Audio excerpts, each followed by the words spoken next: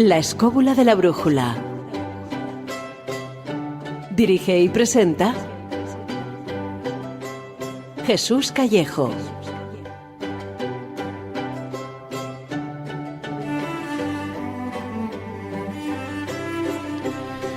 Muy buenas noches, queridos amigos. Por mi voz aterciopelada ya habéis notado que no soy David Sentinella quien os habla.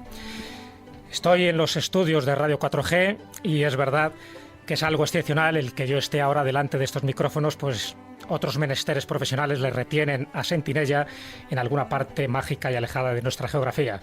La próxima semana estará aquí de nuevo con nosotros. Advierto que esta noche venimos dispuestos a dar la nota. El domingo 21 de junio se celebra el Día Europeo de la Música y este programa va a ser nuestro particular homenaje. Vamos a hablar de músicas que producen efectos y afectos, que sanan el cuerpo y hasta el alma. Un programa donde desvelaremos los efectos que tienen ciertas músicas, canciones, ritmos y melodías, tanto en el ser humano como en los animales, en las plantas e incluso en el agua. Ya sabemos que algunas músicas nos producen relajación extrema y otras nos ponen en el disparadero. ¿Pero por qué? ¿Está comprobado que algunas músicas pueden generarnos trastornos y otras sanarnos o incrementar nuestra capacidad intelectual? ¿Las músicas pueden inducirnos a estados de melancolía, de éxtasis, de euforia o de rabia? ¿Existe acaso el efecto Mozart y el efecto Bach o el efecto Händel? ¿Qué efectos terapéuticos producen los sonidos en las cuevas?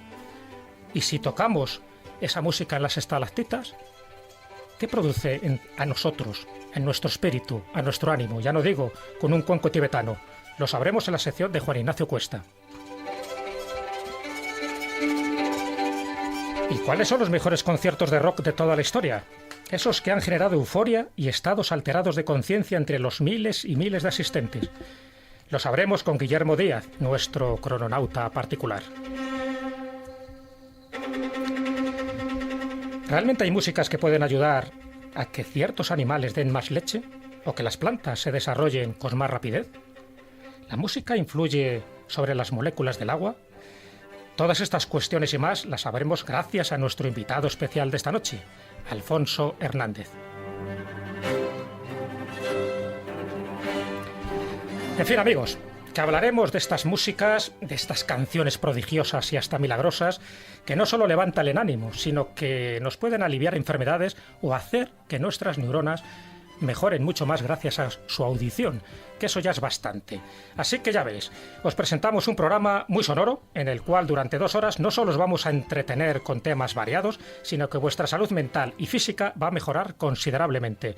La relación calidad-precio es inmejorable, todo un chollo. Con el control técnico en las manos expertas de Víctor San Román, empezamos ya, que para luego es tarde.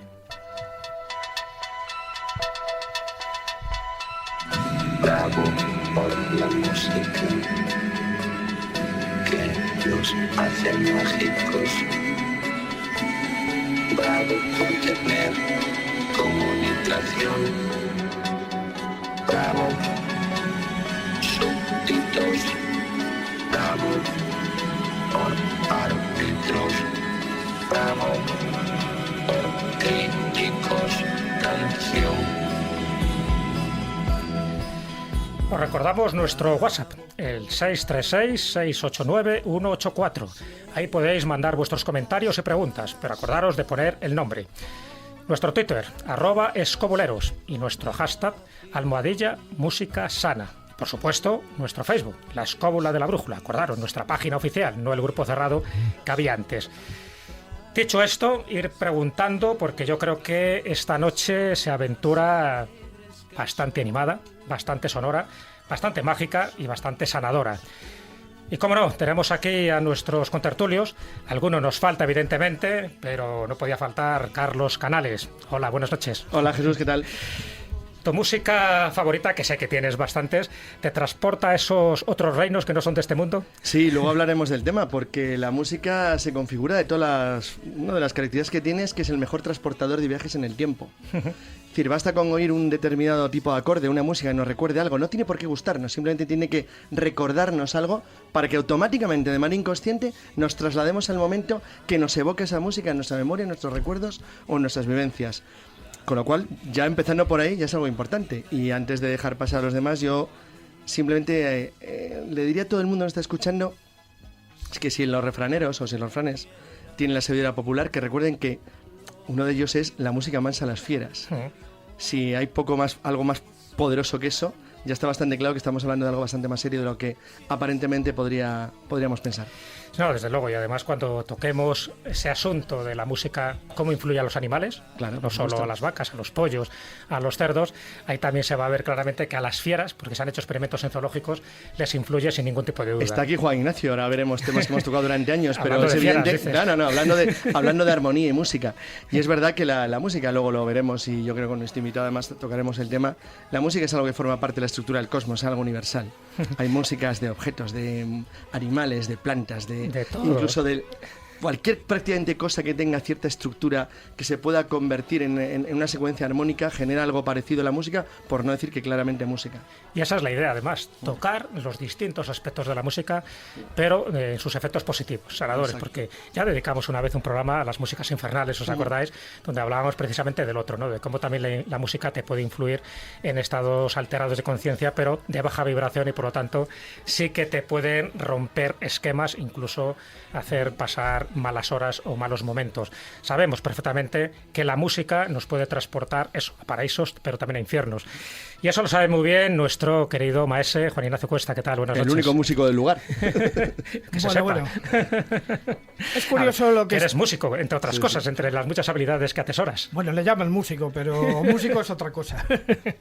Digamos que soy aficionado de momento. Los profesores de música son otros señores que están, digamos, más entregados en cuerpo y alma a sus instrumentos. Yo es que estoy un poco disperso entre cientos de instrumentos y ciertas cosas porque me interesa más, de alguna manera, la parte antropológica del fenómeno musical como músico y como persona. De todas maneras, fijar lo que habéis dicho. Dice, la música incide en la salud, incide en tantas cosas. Fijaros que ya en una etapa temprana la vemos relacionada incluso con el mundo de lo sobrenatural. Orfeo tiene que tocar la lira para sacar a Eurídice de los infiernos, nada más ni nada menos. Porque la o música para es como dormir una al puerta. cancerbero, porque, claro, la música decía amansa las fieras. El cancerbero debía ser terrorífico, pero bueno, con la lira lo dejó. ¿Pero tú crees que la música sirve como puerta de transmisión para unir ese tipo de mundos, algunos invisibles, como otro tipo de dimensiones? La música, la frecuencia, ¿nos puede conectar con eso? No tengo la menor duda. Lógicamente son momentos, lugares, músicas y personas. De eso vamos a hablar y vamos a abundar creo que en toda la charla de toda... Fíjate que yo creo que se lo puede experimentar cualquier persona, luego veremos cómo. Marcos Carrasco no está aquí con nosotros hoy, pero ha participado de manera virtual colocando en la página de Facebook de La Escóbula un texto alusivo a la sinestesia. Fenómeno curioso, sensorial, que te permite escuchar los colores y que afectó, entre otros, a Kandinsky. Así que os remito directamente a nuestra página, porque Marcos Carrasco ya lo ha colocado ahí, porque es una de las variantes, yo creo que bastante fascinantes, de esa música de aquellas personas que tienen esa cualidad. Y posiblemente la tertulia en el filandón tocaremos algún aspecto más de esa palabra. Acordaros, sinestesia, que la vamos a poner de moda. Y vamos a presentar a nuestro invitado de hoy, Alfonso Hernández García. Él es murciano, estudió perito industrial en Cartagena, ingeniero superior de telecomunicaciones en Madrid. También ha trabajado durante muchísimo tiempo en la empresa multinacional IBM, dedicándose a la informática y, entre otras cosas, porque sé que eres un culo inquieto. Buenas noches, Alfonso. Buenas noches. Eres miembro de la Sociedad Española de Parapsicología y de la Sociedad Española de Antropología y Tradiciones Populares. Y sé que la música te apasiona bastante, que es uno de tus aficiones, y aquí estás entre gente que, como ves, nos interesa todo lo divino y todo lo humano. ¿Qué es lo que tú destacarías dentro de ese misterio de la música, que sé que has dado charlas? Si tuvieras que destacar algún misterio, ¿qué misterio destacarías? Pues yo diría, después de lo que me he documentado en el tema, que me he documentado mucho, por cierto, que me ha sorprendido muchísimo, la cantidad de libros y artículos que hay sobre los efectos de la música en el cerebro. Sí. Es impresionante. Bueno, lo que decía es que lo que me ha sorprendido al documentarme sobre el tema es que parece que la música, desde luego, es algo más que sonidos melodiosos, sino que es algo más que está en lo profundo de la naturaleza, que abarca a todos los seres vivos, pero no solo a los seres vivos, sino, como veremos, incluso con investigaciones que se han hecho con el agua. Claro. Es decir, es algo que está en lo profundo de la naturaleza. ¿Tú crees que hay músicas que curan, pero también hay músicas que pueden matar? Estoy convencido, estoy convencido. ¿Pero tiene que ver con rituales? ¿O tú lo disocias de lo que es esa música religiosa con rituales determinados que se hacen en grupos étnicos? Yo creo que al final es el sentimiento, la emoción que te produce la música, que como te puede producir emociones desde lo muy positivo como la alegría hasta lo muy negativo como la ira o la rabia, pues en esos extremos desde luego tú puedes conseguir que por rabia una música te enferme y te mate, por poner un ejemplo. Y te puede poner eufórico. Por ejemplo, esta que vamos a escuchar ahora, ¿cómo la valorarías tú dentro de esos estados anímicos que puede generar una música determinada? Por ejemplo, una música clásica como esta de Mozart, como esta marcha turca.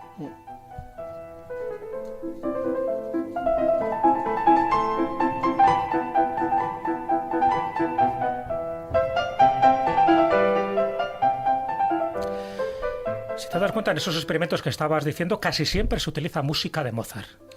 ¿Por qué de Mozart y no de otros compositores como Telemann o Boccherini? Pues hay, desde luego, bastantes investigaciones incluso hay un libro que escribió un francés que se llama Tomatis, que se titula Pourquoi Mozart, y este hombre, hace como 40 años lo escribió, estuvo investigando qué tipo de música gustaba en todos los continentes. Una cosa curiosa, no sé cómo se le ocurrió eso. Y la de Mozart seguro y que estaba en todas las papeletas. Descubrió que Mozart le gustaba a los orientales, a los occidentales, a los africanos, le gustaba a todo el mundo. Y de hecho el libro que escribió se titula Pourquoi Mozart, ¿por qué Mozart? Sí. Y a partir de ahí él empezó a estudiar el tema de la música y lo que luego hablaremos, la musicoterapia con la música, y fue uno de los pioneros en este tipo de cosas. Fíjate que eso trasciende lo que sería el tipo de música que hacía Mozart, de evolución del barroco hacia el neoclasicismo, sino que es algo muy interesante porque significa que determinados conceptos, como si tú captaras algún elemento armónico que afecta a la humanidad entera. Hay un filósofo chino, Lao Tzu, que decía que el sonido del arma, la música del arma, la puede sentir el universo. Ese es el del arte de la guerra. Claro, efectivamente. No es el arte de la guerra, no es el mismo. Pero es muy curioso porque este tipo de frase es importante porque significa que, al igual que los pensamientos podrían de alguna manera trascender nuestra mente, es una posibilidad, no vamos a entrar en una discusión sobre los archivos acásicos y demás, pero sí es verdad que la música tiene un elemento de fuerza muy importante, que como tú has dicho puede ser positiva o negativa. Estaba acordándome, cuando has comentado lo de Mozart, de una escena de una película que nosotros, por lo menos nuestra generación, recuerda seguro que es Casablanca, que es la escena en la que canta la marsellesa dentro del bar de Rick. En el café de Rick. Exacto, entonces ese momento es espectacular porque demuestra hasta qué punto un sonido puede ser asociado automáticamente a una idea, y esa idea automáticamente conectada con gente da fuerza. Entonces realmente son elementos muy, muy importantes, mucho más allá de lo que aparentemente podría significar meramente una canción o un sonido. ¿Con qué conectaríais esta música que estamos escuchando ahora? Con la relajación. Bueno, porque también se ha escuchado en películas. Ya. sí. Entre Sí, ellas pero- La espía que mamó, en Seven. Pero hay una relación intensa entre esta música y la marcha turca que hemos escuchado de Mozart. Y eso cualquier músico lo sabe. ¿Por qué? Porque como Bach representa, digamos, la perfección técnica absoluta, y Mozart también representa la perfección técnica absoluta, podríamos establecer quizá una correlación entre ambas, de tal manera que podríamos decir por qué ambas influyen, pero qué las diferencia una de otras, y por qué Mozart es preferido a Bach en muchos aspectos. Bueno, luego lo Y te voy a tocaremos, decir pero por qué. hay un científico, Jonas Bach, un noruego, que demostró que la música de Bach, junto con la de Händel, en general la del medio barroco del siglo XVIII, mejora la capacidad de concentración del cerebro humano de manera muy notable. Pero es muy lógico porque son músicas que parten fundamentalmente de un concepto que creo que está muy claro, parten de la matemática. Claro. No olvidéis que en la Edad Media la música se estudiaba dentro del quadrivium medieval exactamente con la matemática y con la geometría, porque realmente estaban profundamente interconectadas. No olvidemos que el gran, digamos, el gran padre de la música al que se le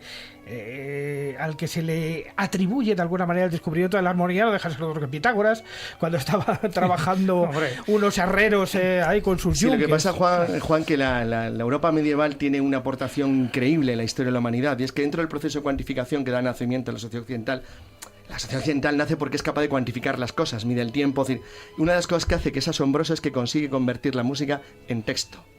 Consigue escribir el sonido. Entonces, la cuantificación del sonido es una de las aportaciones mayores de la historia de la humanidad, aunque no nos demos cuenta. Sí, pero de todas maneras, no quisiera yo llegar, esto más bien lo vamos a tratar en el filandón, sí quisiera establecer Sí, eso es de filandón, esa sí. diferencia de por qué Mozart es preferido, por ejemplo, a Bach, o es preferido a otros barrocos, o tiene mayor incidencia en lo que son las músicas terapéuticas. Porque es más emotivo, porras. No, porque Mozart introduce técnicamente dentro de los acordes que utiliza un factor de aleatoriedad, pero además de distorsión, que actúa inconscientemente sobre el cerebro humano. Luego entraremos en esto. Os veo muy animados, muy animados. Yo creo que es momento de pasar a tu sección, Juan Ignacio, porque creo que hoy nos traéis varias sorpresitas relacionadas, como no, el que te conozca, con cuevas, en este caso también con la música.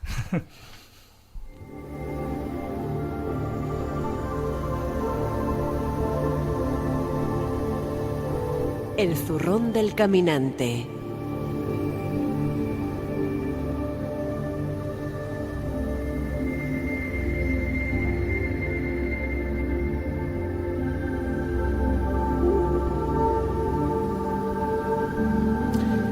Muy bien, Juan Ignacio, esta es la sintonía en la que tú intervienes en esta sección ya mítica, donde nos descubres cada semana uno de estos lugares de poder, pero todos relacionados con el tema que estamos tratando. Y en este caso, yo creo que hablas de un lugar, como siempre, desconocido por la mayoría de la gente, esta cueva, río, santuario del Tobazo, en Villascusa de Ebro, además en una zona que todos tenemos un cariño especial y que hace poco lo mencionamos, ¿no?, en Valderredible, y donde la cueva tiene un protagonista, yo creo que perfecto, que es el agua. Efectivamente. Pero antes quisiera hacer un pequeño prólogo antes de entrar en esto. La música que encabeza mi sección, la que acabamos de escuchar justamente, es una música creada dentro de una cueva. No creada en su totalidad, porque hay la incorporación de unos sintetizadores y algunos elementos de otro tipo, por ejemplo, conseguidos a base de frotar un arco de violín sobre un bidón cortado a medias, exactamente esto, sino que la flauta que se escucha de fondo es tocada por nuestro amigo Josán Ruiz, dentro de una cueva, una cueva pequeñita que hay en la provincia de Cuenca, que en la zona que denominamos como el Muértere. ¿Ya has tardado tanto en decir eso? ¿Te parece bonito? Bueno, pues hoy quizá estamos engañados con esa música. Y bien, dicho esto, voy a contar qué hice el sábado pasado, justamente después de salir del programa. Pues que hiciste y que sobreviviste, además. Claro. Cogí el coche y me marché con un compañero así de madrugada hacia Cantabria, hacia el maravilloso valle de Valderredible, que como su propio nombre indica es por donde discurre el Ebro, o sea, Valderripa Ebri, donde hay un fenómeno curioso que se dio en la etapa visigoda, aunque no sabemos exactamente si fueron los visigodos los que crearon todas estas estructuras o fueron algunos anteriormente y los visigodos se limitaron a reutilizarlas, que es la aparición de inmensidad de ermitas y iglesias rupestres, o sea, excavadas directamente en la roca. Sí. Y además luego la incorporación que se hace posteriormente de las espadañas exentas, o sea, no están dentro de la propia iglesia, sino que se ponen en medio del monte para atraer a los fieles desde un sitio que se les pueda escuchar, porque claro, son verdaderas cavernas. Pero unas cavernas con finalidad mística, básicamente, ¿no? Con finalidad mística, porque una muy en concreto está situada en una zona entre el pueblo de Villascusa de Ebro y el pueblo de Urbaneja del Castillo, pueblo pintoresco, maravilloso, bellísimo, que es la zona que conocemos como el Tobazo. El Tobazo realmente es una palabra técnica que indica que es una colada de toba, o sea, es como si se estuviera derramando la roca, como si fuera literalmente nata por encima de un bizcocho, pero sobre la montaña. ¿Por qué? Porque las aguas que salen de esa montaña salen con un nivel de alcalino altísimo y entonces van creando esos depósitos que llevan a la formación de este tipo de coladas, que son absolutamente espectaculares y que crea auténticos biotopos, que además no solamente el Tobazo, sino que hay otras en España realmente conocidas. Una, por ejemplo, que le sonará a todo el mundo es el famoso nacimiento del río Cuervo, Claro. que es un lugar espectacular, pero hay otros más conocidos como el Ojo de la Cárquima en el Hundido de Armayones, lugar que a ti te gusta mucho. Pues sí. Otros lugares que incluso fueron utilizados como ninfeos en época romana, en la zona del Bajo Aragón, en Además, la parte del monasterio de Piedra. En esta cueva del Jaraba. Tobazo, que a ti que te gustan los palabros, y que sueltas uno de vez en cuando, de estos que la gente le dejas así como tambaleando, y seguro que mirando ahora en el Wikipedia, esta cueva es muy prolija en espeleotemas. En espeleotemas, efectivamente, porque bueno, los espeleotemas son simplemente lo que todo el mundo conocemos como las formaciones que hay dentro de las grutas que uno puede observar. Son las estalactitas, las estalagmitas, las pisolitas, las elictitas. Hombre, el diccionario es extenso y la gente normalmente se queda con unas pocas nada más, coladas, gurs, en fin, son muchísimas. Pero se ha hecho música, ¿verdad? Con estas lactitas. ¿Alguna vez lo has comentado? Es decir, Sí, que efectivamente. Alguien es capaz de extraer sonidos del interior de las cuevas. La primera vez que yo tuve la experiencia musical dentro de un interior de una cueva con los propios elementos de la cueva fue la cueva de Fontemolinos, también en la provincia de Burgos, pero ya en la zona de Belorado, camino de Santiago, en Puras de Villafranca, donde existe unas formaciones estalactíticas que son auténticas campanas y cuyo sonido subiremos en su momento para que las pueda escuchar la gente. Allá serían como dos partes diferentes, porque como llevas con esto mucho tiempo, y llevo oyéndotelo años y años ya, sería distinguir para los oyentes, para los que sobre todo nos conocieran en la época de la Rosa de los Vientos, hace años cuando empezamos con esto, distinguir lo que sería el sonido natural, es decir, lo que sería la música transformada hacia la pura armonía de la naturaleza, es decir, en función de los sonidos que genera cuando tú transformas eso en algo audible por nosotros, de lo que serían los elementos naturales utilizados como instrumentos básicos. Por ejemplo, lo que acaba de decir, determinada intrusión humana sobre elementos de la naturaleza que hace, por ejemplo, que suenen como una campana. No es exactamente lo mismo, pero sin embargo demuestra algo muy interesante, y es que la música forma parte de la estructura natural de las cosas. Sí, efectivamente, pero porque todos estos elementos han sido utilizados ya como fundamentalmente como ¿Y tú no crees que los hombres primitivos, o sea, los hombres de la piedra, utilizaban ya ese tipo de elementos? Por supuesto como que lo utilizaban. Hace pocos días habéis visto una experiencia. Un amigo nuestro, el amigo Neónimos, ha cogido un tronco de madera en el lecho de un río y lo está utilizando como si fuera un tambor. Es verdad, que lo tocó en el Congreso de la España Mágica, Claro. en Toledo. Es verdad. Pero el fenómeno acústico curioso del Tobazo, que es la cueva que sale justamente donde está la ermita esta que os estoy comentando, esta ermita visigoda, por cierto, que está adornada con 3 magníficas cruces de Recervinto. Por lo tanto, no se puede de ninguna manera ignorar que era un visigodo el que estaba allí. Pero son de Recesvinto. Porque Sí, sabes sí, que cada se las, cruz variaba un poco. se las llaman cruces de Recervinto. No, porque son parecidas, porque son las que me imagino. figuran la ceca de las monedas de Recervinto. Sí, o sea, vale, no hay. Era una cruz muy típica. A ver si de la era de época. Chintasvinto y la tenemos. Es un follón. Se llama simplemente por las monedas, pero era yo creo que una práctica habitual. Pero lo que distingue al Tobazo de otras cuevas es que es una cueva río, es que es un río. Es un río que en algunos puntos pues tiene unos pocos centímetros de agua. En otros lugares empieza a crecer hasta convertirse en lo que llamamos las marmitas, que ya incluso se desfondan, e incluso en algunos sitios la cueva pasa por salas lo suficientemente anchas como para crear verdaderos lagos. Y con una acústica tremenda, porque esta cueva es como una especie de campana donde todos los sonidos se amplifican de una manera absolutamente impresionante. O sea, a veces, cuando estábamos dentro de esta cueva, era imposible comunicarnos entre nosotros porque la propia reverberación del lugar hacía imposible hacer inteligibles las palabras. Esto unido, lógicamente, a las cascadas y a todos los tipos de movimiento, porque no olvidemos que es un río con sus torrentes. O sea, ahí cuando se entra con el neopreno, porque sin neopreno sería imposible, fallecerías de una hipotermia. Vas entrando en algunas zonas donde el agua te cubre totalmente, o sea, porque son cascadas. Entonces, claro, ahí el fragor es tremendo.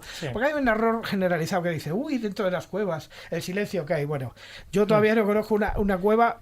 Sí, es verdad que en algunas salas sí se consigue un buen nivel de silencio, pero es extraño encontrar un lugar donde no haya algún ruidito, alguna cosa. Pero en este caso concreto, en la Cueva del Tobazo, ya digo, en Villascusa de Ebro, cerca de Orbareja del Castillo, el ruido es ensordecedor.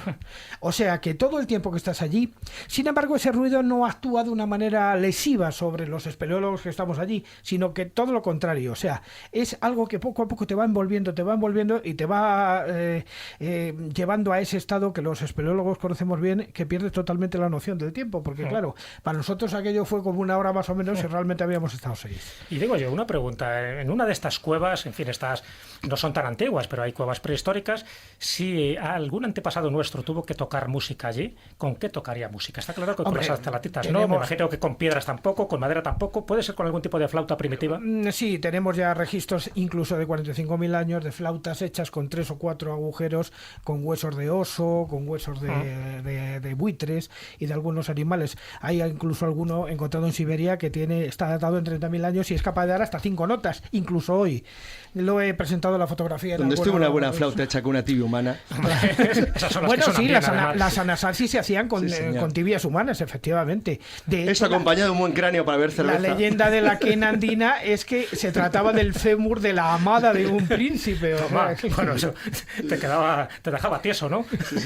Sí, ciertamente, bueno, pero se cuenta, en todos los Andes se cuenta esta leyenda. O sea, al morir la amada, el príncipe coge el hueso de su tibia y lo transforma en o el fémur, lo transforma en una flauta, que luego sería el prelegómedo de las flautas de la quena, o sea, de la quena andina. Sí. Te lo digo porque la música que nos has traído creo que hay flauta, ¿no? Sí, hay flauta. Vamos a ver. El fondo será el agua de la Cueva del Tobazo y luego hay una flauta que está por encima con la propia reverberación de la cueva. Sí.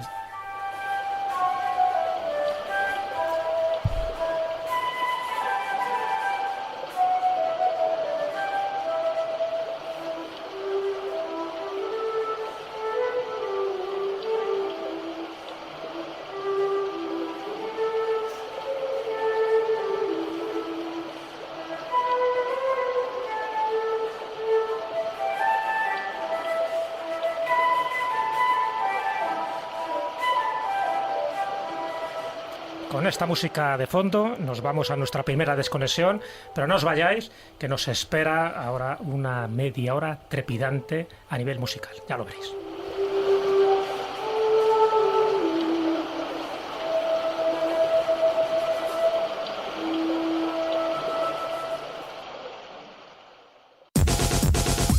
Radio 4G, la radio del siglo XXI. Si quieres viajar a lugares con historia y sumergirte en los grandes misterios de nuestro mundo, La Escóbula de la Brújula, en Radio 4G. El crononauta.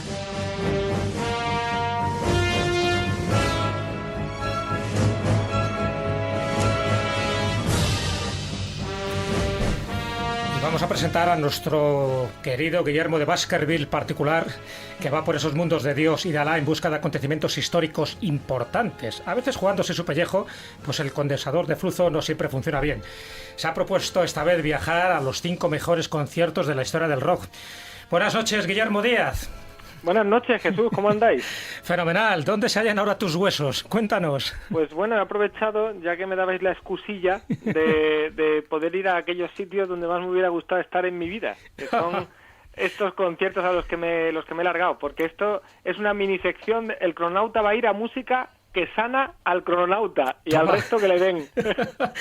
¿Tú crees que todo este tipo de música genera eso, alucinaciones, éxtasis, sin necesidad de otro tipo de complementos? Porque me imagino que la atmósfera en la que estás estará un poco cargada. Está cargadilla. De hecho, el éxtasis y el otro tipo de complementos los toman los que están en lo alto del escenario. En estos momentos. Empiezo a oír algo. Empiezo a oír algún tipo de sonido ahí lejano. No sé si tu máquina del tiempo nos ha trasladado, puede ser, al año 1991. Pues sí señor. Sí, señor. ¿Se escucha? ¿Qué es tan mis delicados oídos escuchan? Espera a ver, que voy a escuchar un poco más. La decadencia está prohibida en tu mente. Esta es una música heroica. Cuéntanos, Sí, Guillermo, sí, sí. ¿dónde estás? Bueno, pues ahora mismo voy saltando, pero en este primer destino es en Madrid, en Las Rozas, en el año 91, el 25 de septiembre, tenía lugar el concierto más importante de la gira de Héroes del Silencio, de la presentación del Senderos de Traición. Es para muchos el mejor disco de esta banda. He querido estar aquí para que haya representación nacional. Siendo justos, no estaría en una lista de los 5 mejores conciertos de la historia del rock. ¿Qué pasa, Carlos? Eres Cuéntame. un crío, pero yo estuve ahí. Carlos siempre ha estado ahí. Bueno, No, siempre no, pero en este sí. Espérate, Carlos, que yo estoy, a ver si te veo. Este sí. Es que Las Rozas vive cerca de Las Rozas. Este sí. No, que estoy viendo a Carlos. Por allá Estás está viendo cerca, ahí, tío. al lado de Juan Valdivia y de Enrique Bumburi. Carlos, encima, ¿qué? joder. Coño, Carlos, qué delgadito estás. Ahí Joder. se me ve, efectivamente. Ni una cana, El de las tienes. viejas gafas Ray-Ban antiguas de rock, como las de Joe Risi. Meneando la cabeza. Por cierto, ¿sabéis una cosa de este concierto? ¿Qué? Mirad, este concierto se grabó en directo en un disco que se conoce como el Senda 91. Sí, señor. Bueno, pues es el único disco que de verdad sí tiene una pista grabada si lo escuchas al revés. ¿Sabes? Anda, mira, eso no sabía yo. Claro, sí, porque cuando grabaron esto, Sí. Enrique Bumburi, para cachondearse un poco de toda la leyenda urbana que había con Led Zeppelin, con los Rolling y todo esto, dijo, ¿queréis una pista al revés? Pues la grabamos. Y No después serían de hologramas.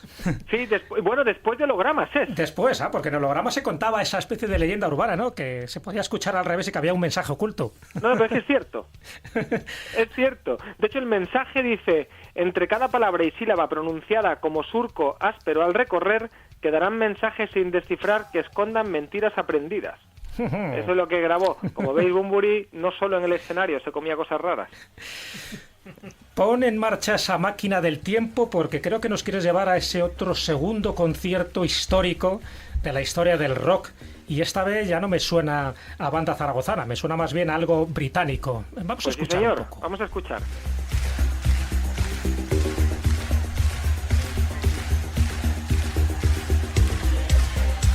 ¡Qué ambientazo! ¿Qué te parece ahí, Tenías que ver aquí a Juan Ignacio ahora.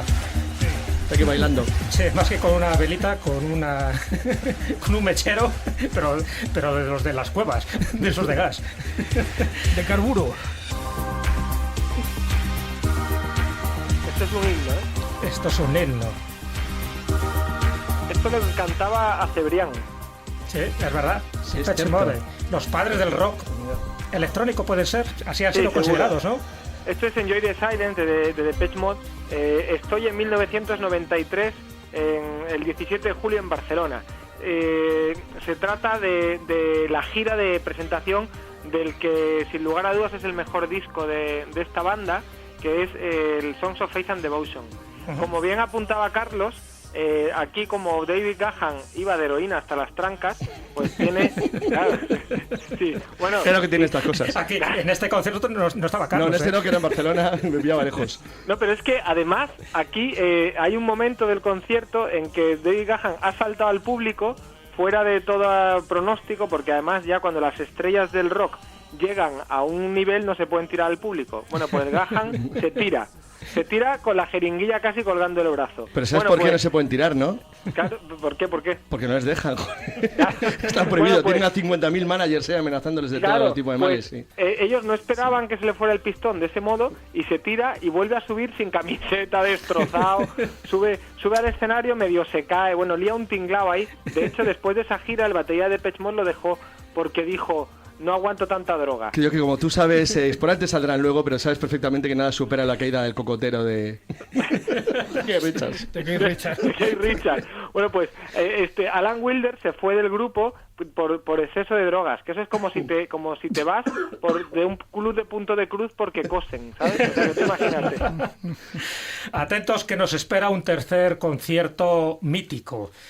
Esta vez Deep Purple y posiblemente el Made in Japan. Vamos a escuchar.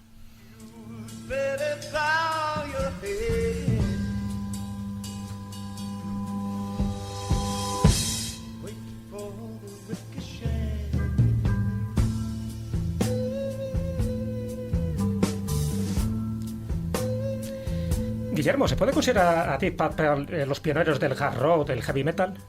Yo creo que sí, junto con Led Zeppelin. Yo creo que hay una triada ahí importante que son Deep Purple, Led Zeppelin, y ya de la mezcla de los dos saldrá, los primeros serán Black Sabbath.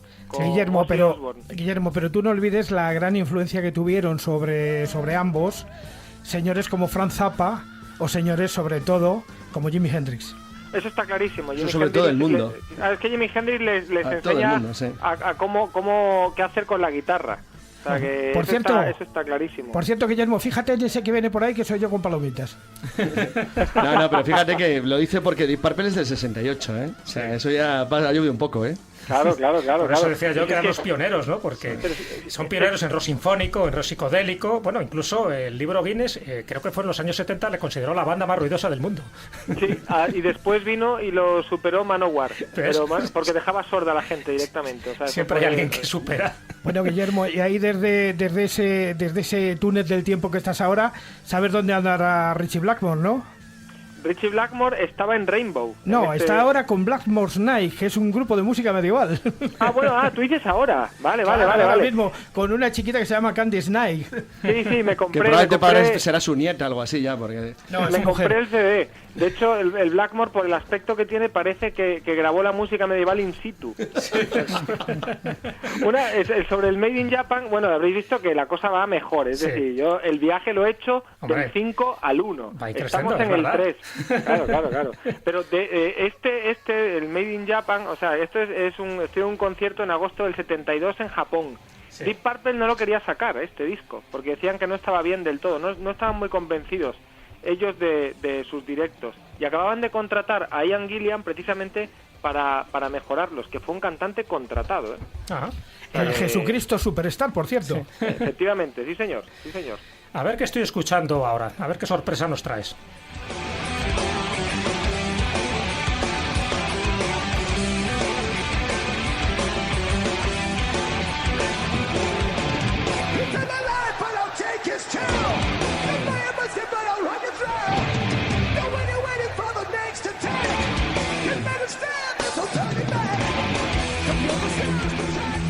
Estoy escuchando a Steve Harris, al bajista, ¿eh? ¿Me equivoco? Sí, señor. Has visto haciendo la cabalgada, porque Steve Harris aquí en esta canción, bueno, esto es Iron Maiden, en el año 2001 en el Rock in Rio, que es el concierto que yo me hubiese cortado un dedo por ir. Es que tú imagínate cómo se va endureciendo. Observad cómo se va endureciendo poco a poco Guillermo, ¿eh? Cómo se va endureciendo, cómo va subiendo esto, ¿eh? De decibelios. Claro, esto es espectacular. El bajo de Steve Harris en esta canción, que es muy conocida, se llama The Trooper, está haciendo los caballos de la carga de la brigada ligera de los ingleses, porque otra grandeza que tiene Iron Maiden es que, a diferencia de nosotros, está muy orgulloso de su historia y va haciendo homenajes allá por donde va a las cosas épicas y un poco estúpidas en este caso que hacían británicas, sí señor, las tropas. Claro, Carlos, estarás de acuerdo conmigo que lo de la carga de la brigada ligera una estupidez notable. Está bien, pero para morirte, coño, eso ya lo dijo el tonto.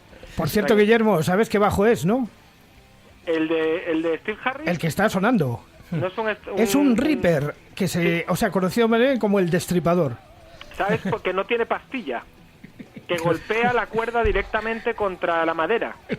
No tendrá pastilla, pero va toda pastilla. Sí, no, la verdad es que, bueno, y os digo que para mí este es el mejor cantante vivo que hay ahora mismo en la historia. Bruce Dickinson para mí es lo más. De hecho... Yo que tenía que apuntar a Julio Iglesias, tío. Joder, me has dejado, tío, de sorprendido. No, en este caso Dickinson, que es piloto de aviones de guerra también, de carro de combate, de trenes, hace esgrima, el tío es un crack. Acaba de incorporarse a la banda. Es que si llega la guerra zombie hay que estar preparado, tío, si es que no se dan cuenta. Es un tío bastante humanista y la verdad es que es un personaje a estudiar. Aparte, aquí se acaba de reincorporar a la banda después de haber estado un tiempo fuera, y fue sustituido por una especie de hemorroide que era Blade Bailey, que es el cantante... Hoy lo que le has llamado. Es que es el cantante que menos queremos. A los que nos gusta el heavy consideramos que nos robó 2 discos que tenía que haber estado Dickinson y no él. Pero bueno. ¿Sabes lo que siempre me ha llamado de la atención de Iron Maiden? ¿El qué? La mascota. Eddie. Sí, la mascota siempre está allí en todos los conciertos, en todos sus discos, y se ha generado además muchísima especulación sobre este ser antropomorfo ahí un poco demoníaco. Curioso, sí, dibujada ¿verdad? por David Riggs, que está dibujada por un pedazo de dibujante de cómic. Luego eso fue muy copiado por todo el mundo, pero Eddie sale en todos los conciertos, además en directo, siempre caracterizado de algún modo especial. Por ejemplo, en la última gira, bueno, yo he estado en varios conciertos de Iron Maiden, pero yo lo he visto de Marciano, en la gira de The Final Frontier, que es un homenaje a toda la ciencia ficción. Sí. Eso es una de las grandezas de los Maiden también, ¿eh? Sí, señor. Los temas que cogen, discos monográficos, como nuestros programas, y en este caso pues iba como eso, como de alienígena. En el disco anterior, en el Brave New World, que es otro guiño a Bradbury en este caso, ¿no? Al relato de Bradbury, también Eddie va pues de hombre del futuro. O sea, es espectacular. Lo de Iron Maiden es espectacular. Vamos a nuestro último concierto, el quinto. El número 1. El número 1, ¿no? No va por cronología, sino por importancia para ti. Vamos a escuchar un poco.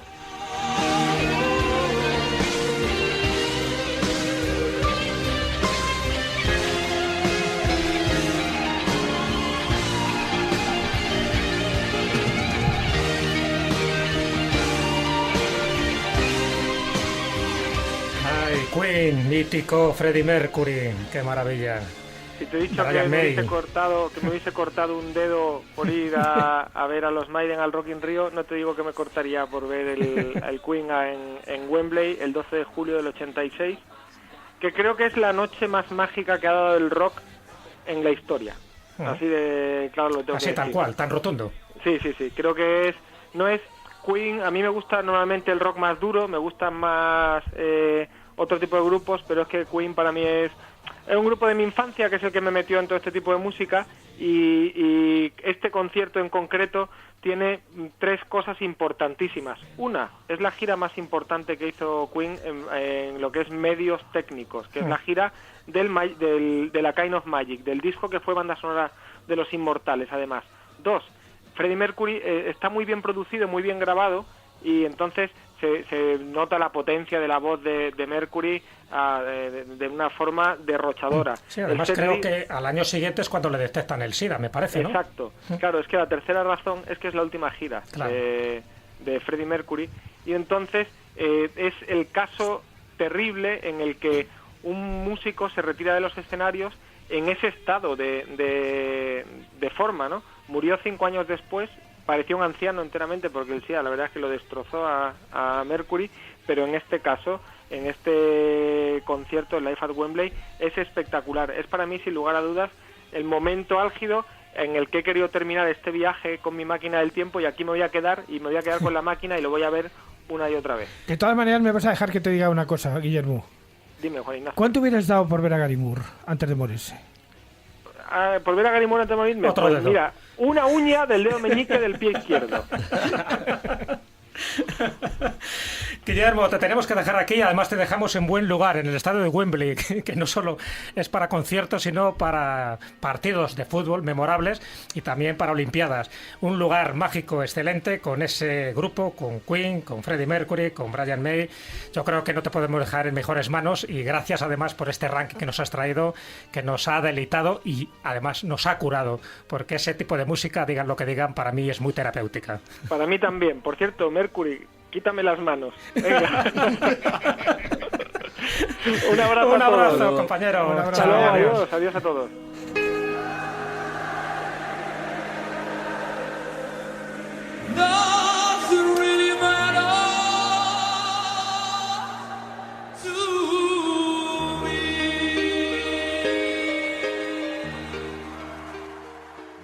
Historia, leyendas, misterio, lugares mágicos. La escóbula de la brújula.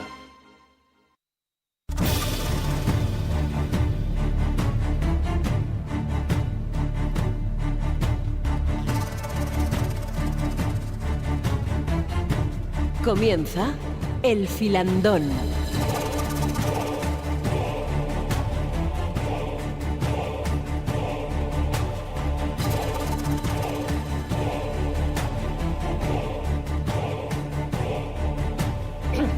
después de este apasionante viaje por esos 5 conciertos míticos, estamos recibiendo ya muchos WhatsApp donde nos están diciendo, entre otros, que una mujer que nos escucha encantada desde Suiza nos felicita por el programa y nos dice que ella también se cortó 2 dedos por ir, o se cortaría 2 dedos por ir. Os repito el teléfono de WhatsApp, 636-689-184, donde nos podéis ir mandando vuestros comentarios, vuestros mensajes, y luego os comentaré una sorpresa, un concurso, un regalo de un libro en el que podréis participar y que os podréis llevar. Ya os diré un poco más tarde esas condiciones. En principio, acordaros, 636-689-184, y entramos de lleno, de ocio y de coz, en este filandón, en esta tertulia, aquí con todos ya preparados, con sus acordes, con sus armónicos y con multitud de información para hablarnos de esa importancia que ha tenido la música, sobre todo en el ser humano, a lo largo de la historia. Y la primera pregunta va para ti, Alfonso, porque evidentemente si hablamos de musicoterapia, que es un poco el nombre a esta disciplina que se ha dado, eso no es de ahora, eso ya viene de antes. Al principio citábamos a Platón, a Pitágoras, yo creo que ellos fueron importantes, ¿no? Sobre todo Pitágoras cuando hablaba de esa música de las esferas, cuando hablaba también de esa medicina musical, porque él también lo utilizó un poco para eso. Efectivamente, pero además es que los griegos, como se supone que la mayoría de su civilización la heredaron de los egipcios. Los egipcios ya empezaron a utilizar la música para sanar. Por ejemplo, se tienen papiros de hace 4.500 años donde se explica cómo la música se utiliza para sanar, para ayudar en los partos. Uh-huh. También los egipcios la usaban en la magia para hacer las crecidas del Nilo, etcétera. Es decir, efectivamente, el tema de la música y la salud viene de muy antiguo. De hecho, Platón la consideraba a la música como algo importante para la educación de un niño. Sí, Pitágoras la utilizaba para sanar, o sea, él directamente la usó para sanar. Sí, se decía algo así que como la música era para el alma, lo que la gimnasia era para el cuerpo. Efectivamente, eso decía. Es que se sabe actualmente que es un opiáceo, es igual, actúa exactamente de la misma manera que una droga. Es curioso porque si vamos a estudiar en la época clásica, uno de los elementos fundamentales de la relación de la música con la sanación es el peán, que es el canto ceremonial hecho fundamentalmente para alejar los demonios de la pestilencia. O sea, cuando todo el mundo se reunía con sus sistros, con sus instrumentos de cobre, y se liaban a hacer ruido de noche, se les llamaba precisamente los hijos de la noche, para ahuyentar a los demonios que traían la enfermedad, que luego terminó siendo un culto a Apolo. Pero fíjate, hace unos años una universidad norteamericana, McGill, hizo una investigación sobre los efectos que tiene la música sobre la salud, en concreto sobre lo que estaba comentando nuestro invitado, de la mejora o de la sensación de bienestar. Y llegaron a la conclusión de que es que detonaba la producción de dopamina, que es no deja de ser un neurotransmisor que activa el mismo centro de placer que genera, por ejemplo, las experiencias sexuales o gastronómicas. La hormona de la felicidad. Ahí está, con lo cual, claro, evidentemente es algo que permite la mejora porque te evita el estrés y, por lo tanto, el dolor. De hecho, lo que, desde luego, la música se ha utilizado para sanar desde hace siglos, desde luego hace milenios, pero ha sido después de la Segunda Guerra Mundial cuando efectivamente se destapó todo el conocimiento de la bondad que tenía la música para curar, ¿no? Aprovechando el tema de los soldados que venían de la guerra, con muchos traumas físicos y traumas psíquicos, pues se usó mucho la música para sanarlos, para curarlos. Y a partir de ahí realmente fue cuando los neurocientíficos empezaron a estudiar la música y su acción sobre el cerebro. Y efectivamente se han dado cuenta que es bestial, efectivamente bestial. La acción que hace la música sobre el cerebro es impresionante, porque hace unos 20 años se pensaba que el lenguaje estaba en el cerebro, en el hemisferio izquierdo, la música quizás en el derecho, pero hoy se sabe que la música activa todas las áreas del cerebro. Ya no te digo si aparte de oír música, la cantas y la bailas. Entonces el cerebro empieza a soltar neurotransmisores y hormonas de todos los calibres. Y eso hoy se sabe perfectamente que todas las enfermedades tienen una raíz la mayoría en el cerebro. Es verdad, hubo una investigación de Ayuri que descubrió que activaba tanto la zona auditiva como la límbica y la motora, y además que era muy curioso porque daba igual el tipo de música que estuvieras escuchando, afectaba por igual, o sea, era indiferente. O sea, no tenía nada que ver con los estilos, la época o los instrumentos utilizados, sino que formaba parte de algún elemento que generaba algún tipo de actividad sensitiva que hacía que el cerebro, que grandes zonas del cerebro, o sea, la totalidad, pero ponemos unas zonas enormes, se activaran de manera automática. Sobre todo las temporales, Claro, temporales. efectivamente. De hecho, estamos hablando un poco ya de la época casi prehistórica. Siempre la música ha tenido una importancia capital. Desde luego, en la época clásica griega, ahí lo estáis destacando, pero luego en la Edad Media también esos cantos trovadorescos sí que eran fundamentales también para generar una energía curativa, sobre todo a través del amor cortés, en fin, de toda esa especie de reivindicación que había hacia lo caballeroso, hacia la mujer y sobre todo hacia el amor como no solo como sentimiento, sino también como terapia. Esta música que estamos escuchando aquí, Juan Ignacio, yo creo que es bastante representativa de esa época. Sí, es de Giraud Riquier, del siglo XIII, es Fis Everais. Es una música que tiene influencia del mundo árabe, del mundo sufí fundamentalmente, igual que su letra, porque esta música tenía su filosofía también, o sea, no solamente era una música para escuchar o destinada a escuchar, sino destinada a comprender un poco el mundo, los sentimientos de los hombres, y además tenía una cierta función apotropaica. Y para bailarla también, un poco como decía Alfonso, ¿no? Efectivamente. Donde hacías una combinación de cosas. No solo la escuchaba, no solo la cantaba, sino que la bailabas, de tal forma que el cerebro de alguna forma se integraba más. Y por tanto todo el cuerpo, claro. Claro. En cuanto el cerebro se activa, todo el cuerpo se activa, claro.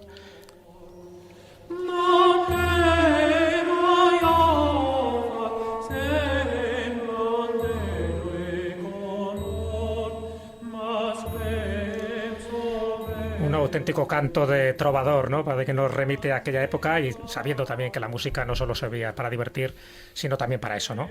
Para generar determinadas energías. Hay una palabra, antes dijimos lo de la sinestesia, pero Alfonso, hay otra palabra que también tiene que ver con una especie de trastorno, que es la amusia.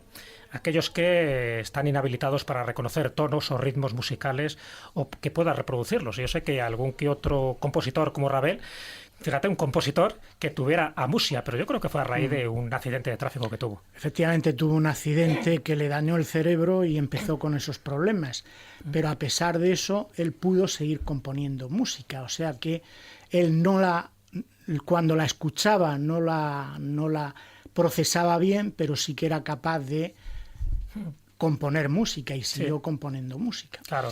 Un ejemplo, un caso muy sonado de amusia fue el Che Guevara. Sí. Che Guevara tenía amusia y entonces no distinguía la música, pues un cha-cha-cha de un vals, y entonces cuando se ponía a bailar le tenían que ir diciendo que esto es un cha-cha-cha, que está bailando un paso luego doble. No ligaba precisamente por sus dotes de baile, ¿no? Supongo que...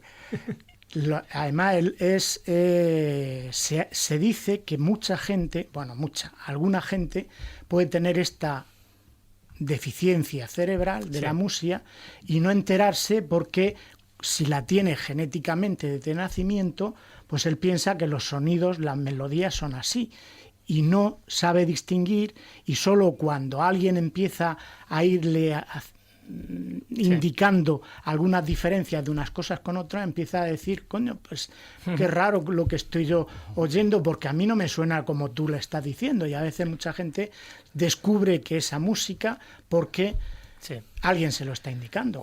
Cualquiera diría que el Che no era capaz de distinguir un tango de una chacarera. Es complicada. A ver si sabéis distinguir esto que estáis escuchando ahora.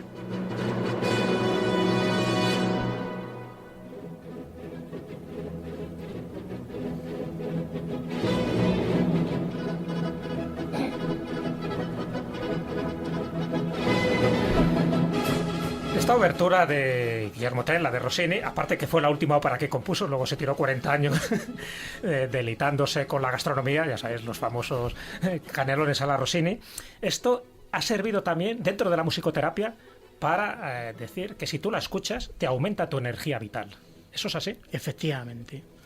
La música, como digo, activa todo el cerebro y por tanto te activa todo desde el punto de vista del físico como del psíquico. Pues de esto hablaremos en nuestra segunda hora, del efecto Mozart y de este tipo de efectos terapéuticos que tienen músicas clásicas como esta que estamos escuchando.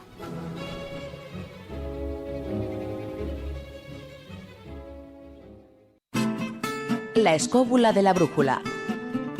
La escóbula de la brújula.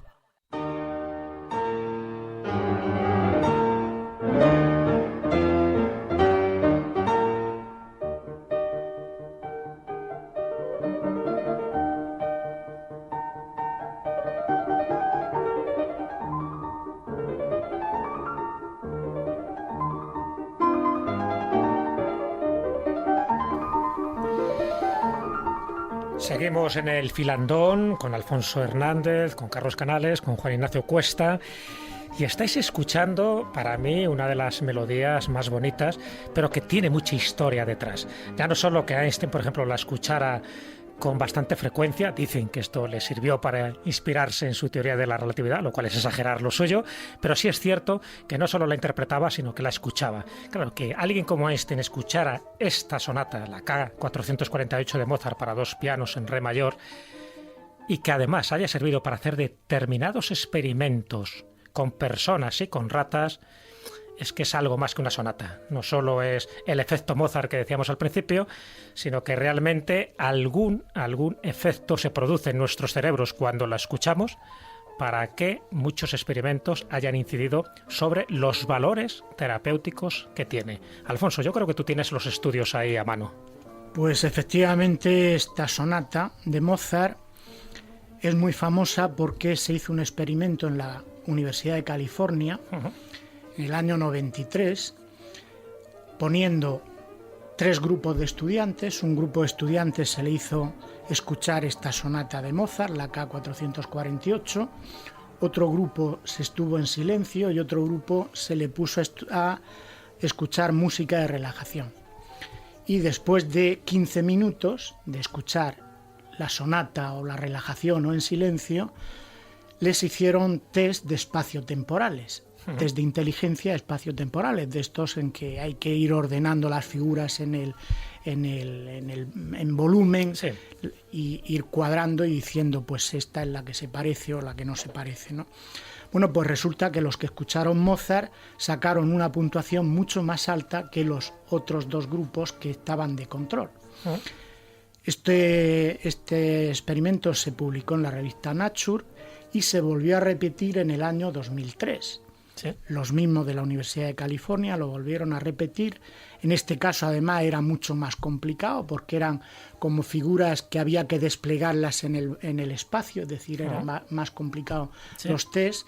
Y de nuevo, los que habían escuchado esta sonata de Mozart sacaron una puntuación mucho más alta que los grupos de control que no habían escuchado a Mozart. O sea, que sirve para escuchar esto ahora mismo, nos está sirviendo para el razonamiento espaciotemporal. O sea, que tenemos más capacidad, ¿no?, de raciocinio a la hora de interactuar un poco con distintas figuras geométricas y cosas similares. Lo que también es verdad que se vio es que al cabo de 1 hora o de 2 horas el efecto desaparecía, lo cual es una cosa muy... Es cuestión de dosis, ¿no? Había que volver a poner la sonata. Es necesario escuchar mucho a Mozart y llevarlo siempre puesto en el coche, claro. Pero esto es hecho con estudiantes y con ratas, ¿no? La verdad es que la comparación es odiosa, pero también se hizo con ratas. Pero efectivamente estos mismos investigadores de la Universidad de California hicieron experimentos con ratas. No creo que estamos tan lejos, ¿eh? De la rata. ¿Tú crees? Sobre todo muchos humanos están muy cerca. De hecho, las investigaciones todas se hacen con ratas para luego pasarlas a los humanos, ¿no? Es que es facilísima, la similitud es evidente en muchos casos. Y le pusieron también a escuchar, ¿no?, esta sonata. Las ratas, además, se chequea si mejoran corriendo por laberintos, si lo hacen más rápido, menos rápido, sin equivocarse o equivocándose. Pues efectivamente, las ratas que se le ponían a Mozart hacían los laberintos mucho más rápido que las ratas que no se les ponía a Mozart, lo cual era una cosa sorprendente. Esta sonata es una panacea, ¿eh? Sirve para todo. Es una panacea, sí. De hecho, incluso, si no recuerdo mal, hay una investigación de un médico, el doctor Jenkins, que dice que también para la epilepsia que ha mejorado, ¿no?, algunos de los efectos escuchando esta música. La música clásica en general mejora la epilepsia, en general. En general, casi todas las enfermedades del cerebro, como la epilepsia, como el Parkinson, como el Alzheimer, todas la música las mejora de una forma drástica y en especial muchos de los temas clásicos. Sí. Sorprendentemente. De hecho, la investigación que hizo el doctor Alfred Tomatis, como tú comentabas al principio, estaba muy relacionada con la música clásica en general, con la de Mozart, y de ahí surge lo del Fijaros efecto que eso Mozart. es muy curioso con lo que ha comentado al principio del programa Juan Ignacio, y es que la música barroca, la música de los siglos XVII, finales XVIII, tiene un componente decano, un componente estructurado matemático muy fuerte. Con lo cual quiere decir que de alguna manera, o sea, se puede discutirlo, tú puedes tener los gustos que quieras, pero parece bastante claro que cuando todo el mundo habla de determinadas condiciones, relajación, tranquilidad, un entorno plácido, automáticamente se suelen asociar a la música barroca. Lo cual es importante porque significa que de alguna forma en la sociedad occidental en el siglo XVII, finales XVIII, se llegó a lograr una armonización del sonido, el sonido agradable, que es al fin y al cabo la música, que es muy beneficioso para todo, o sea, es decir, desde la estructura mental de nuestro comportamiento hasta la salud. Es decir, es evidente que lograron tener un enorme éxito con eso. Pero yo creo que esto tiene una razón evidente. Vamos a ver, cuando nosotros estamos asistiendo a un fenómeno acústico vibratorio de una que funciona con armonías y funciona con unos parámetros que no vamos a entrar ahora en la técnica de todos ellos, da la impresión... Evidentemente yo no tengo esos datos, pero da la impresión de como si algunas células del cerebro tendieran a vibrar más o menos en la misma secuencia, en la misma sintonía en la que están las secuencias musicales. Y el hecho de que haya rupturas de ritmo, rupturas de tonalidad, el fenómeno que se llama en música la resolución. Sí. Uno está esperando que suene la nota tal en el momento tal y esa nota no suena, sino que suena otra nota distinta, es como una especie de toque de alarma a esas neuronas para que generen una serie de neurotransmisores posiblemente relacionados en muchísimas ocasiones con las endorfinas. Sí. Esa es una teoría que apareció en el Scientific American hace ya muchísimo tiempo y que yo creo que no está explorada todavía del todo. Ahora que has hablado de endorfinas, precisamente esta música en musicoterapia dicen que sirve para la depresión. Por eso, porque activa determinadas hormonas y determinados sentimientos de euforia.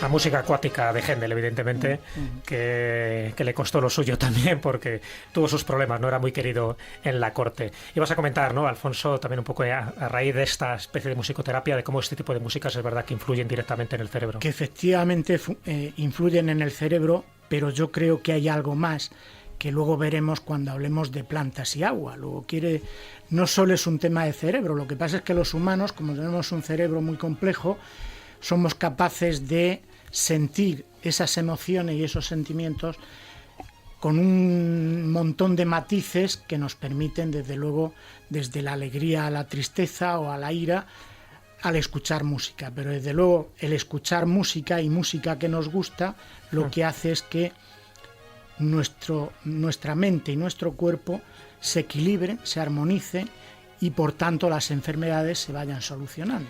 Pero hay algo que es muy curioso y muy interesante de ver. Sí. No solamente actúa sobre quienes tienen el sentido del oído perfectamente sano, sino también sobre los sordos. Es que es realmente curioso. Entonces, algo más hay aparte de la propia audición, la vibratoria propia de la música genera seguramente que frecuencias que son capaces de permearlo todo.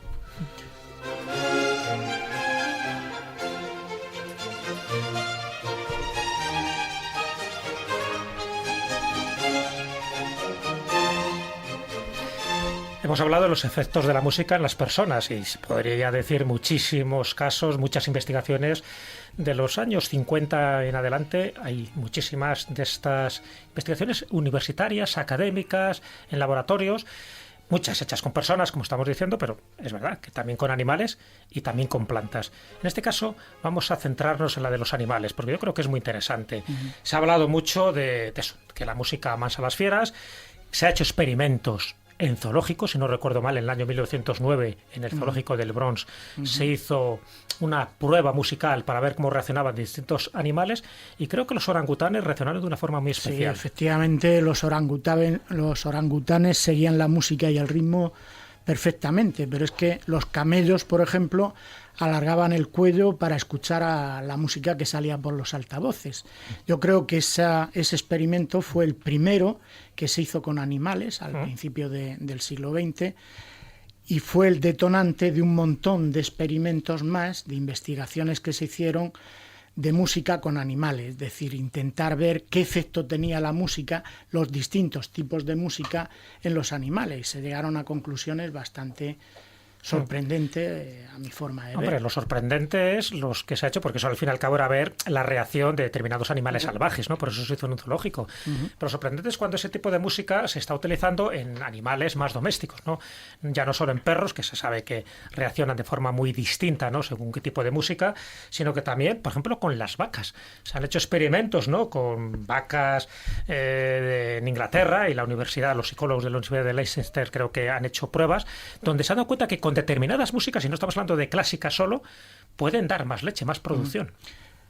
Básicamente músicas que son lentas en el sentido de que relajan a las vacas. Y desde luego se vio que las vacas que escuchaban música clásica o músicas como por ejemplo Puente sobre aguas turbulentas de Simon & Garfunkel, daban más leche.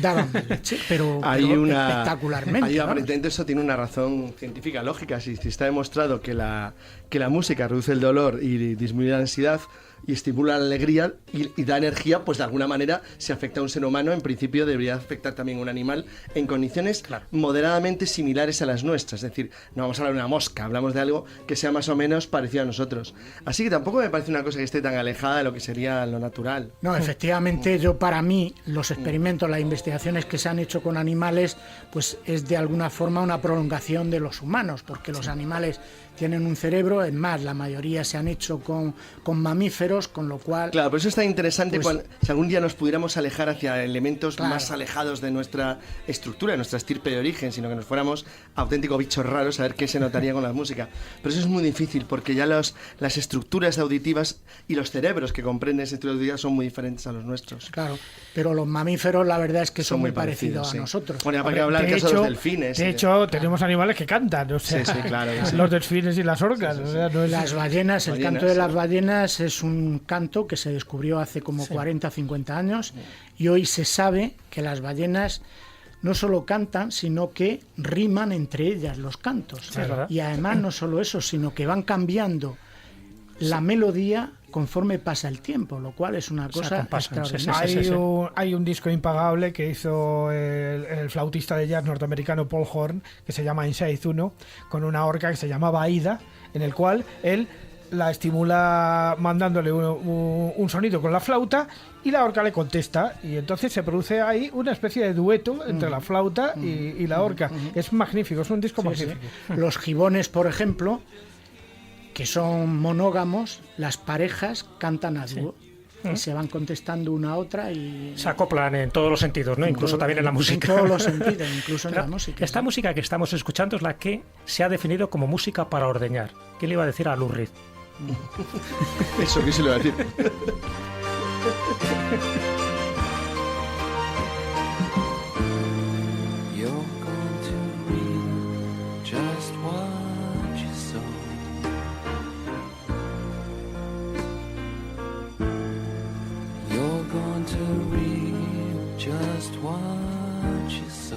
Eso es lo de las conclusiones a las que llegó la Universidad de Leicester, que estábamos comentando. En Gran Bretaña se decía que determinadas músicas, como la que tú has dicho, pero incluida Moon River, por ejemplo, este Perfect Day de Lou Reed, pues servía para que dieran 5 litros más de leche que cualquier otra vaca, ¿no? Por eso se ha llamado, en fin, de una forma peculiar, música para ordeñar.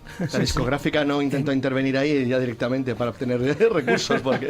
En Villanueva del Pardillo hay una granja que tiene más de 1000 vacas, que les ponen música, pero sobre todo cuando toca la hora del ordeño, les ponen a Mozart y todas las vacas empiezan a ponerse en fila, y estamos hablando de más de 1000, dirigidas hacia los sitios donde las ordeñan, a las máquinas, una detrás de otra.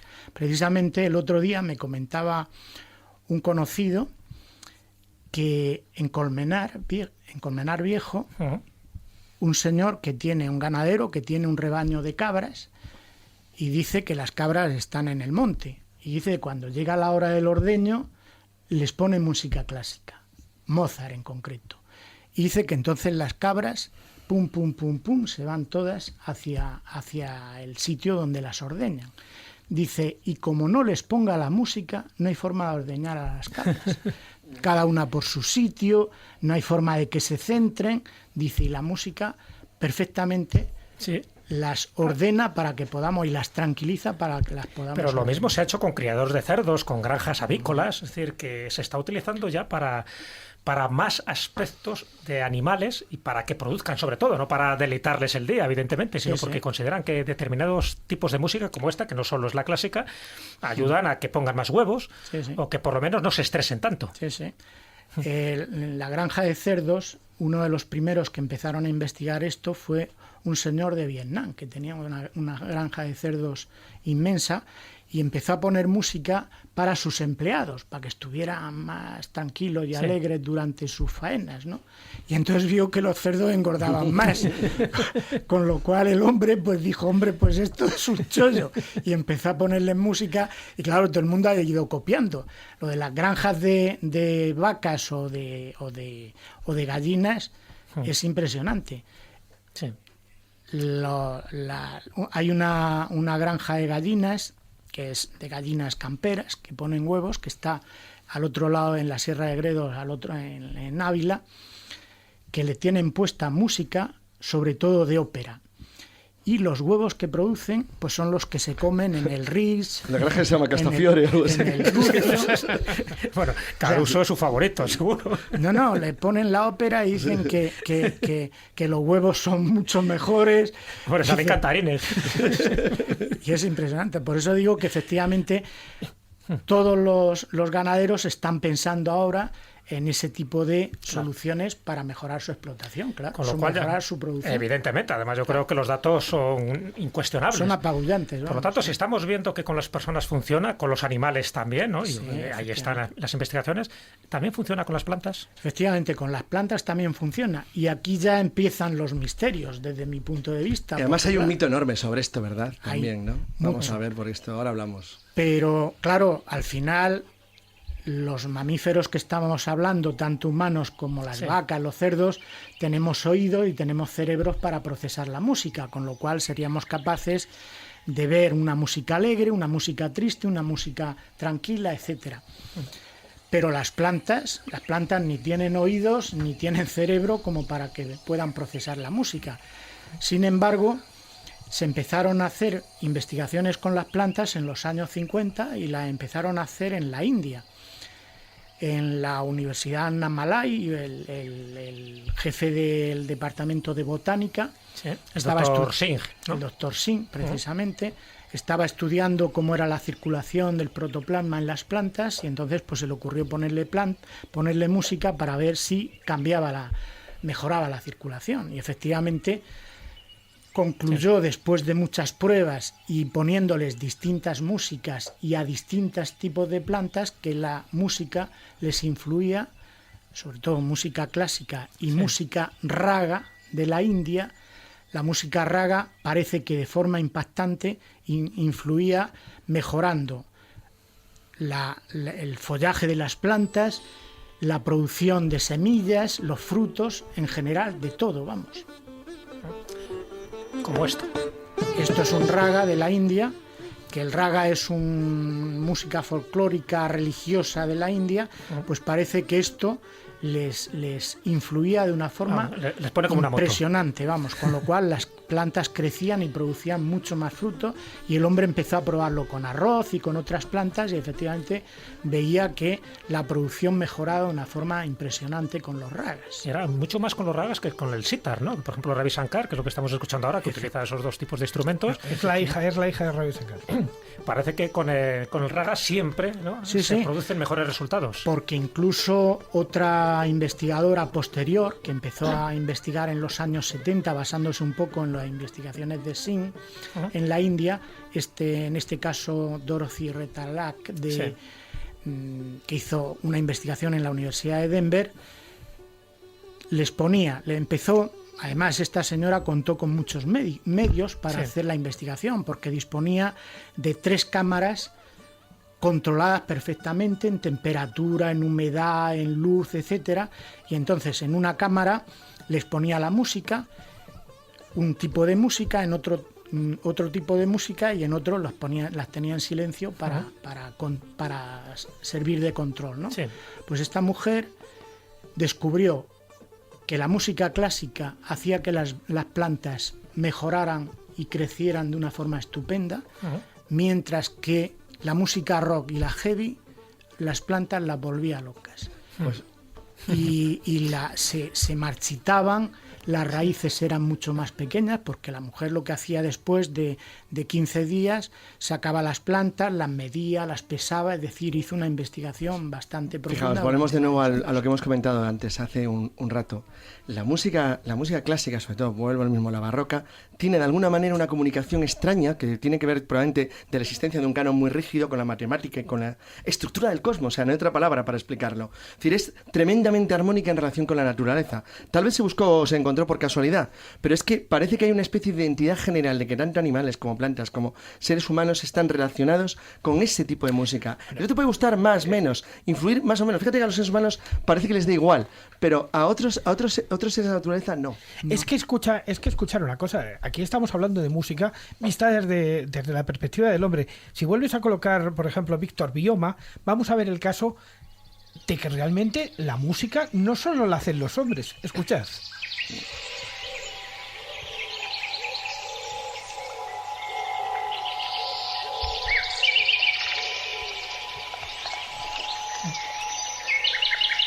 Está claro que parece una grabación hecha en el campo con los sonidos de la naturaleza. Es una grabación hecha en Tarrasa por un señor que se llama Bruno Sanfilippo y sus amigos. Y más Corbacho, creo que también. Y más Corbacho, que se llama Bioma, sí, donde han mezclado todos los sonidos que cogían en ese bosque con los sonidos de unos sintetizadores. ¿Por qué? Porque realmente nosotros estamos rodeados de esa música. Nosotros cuando nos ponemos en la orilla de un río, nos metemos en el ambiente, digamos, húmedo de un bosque, estamos recibiendo todas esas frecuencias, que es el canto de los pájaros, porque en definitiva, claro, aunque ese canto tiene una función sexual, pero sí genera unas armonías que a nosotros nos son agradables. De hecho, hay poca gente que no considere placentero pasear bajo este ambiente musical, ¿no? Bueno, incluso se dice que el propio planeta Tierra tiene como un latido, ¿no? Eso que se ha llamado la resonancia Schumann, que además está en esos 7,8 hercios, que no sé si tiene algo de verdad o mentira. Lo que pasa es que Schumann esto lo hacía más bien referido a las resonancias que vienen fundamentalmente a través de los truenos, relámpagos, sí, o sea, lo que es la electricidad cambiante. Sí, sí, sí.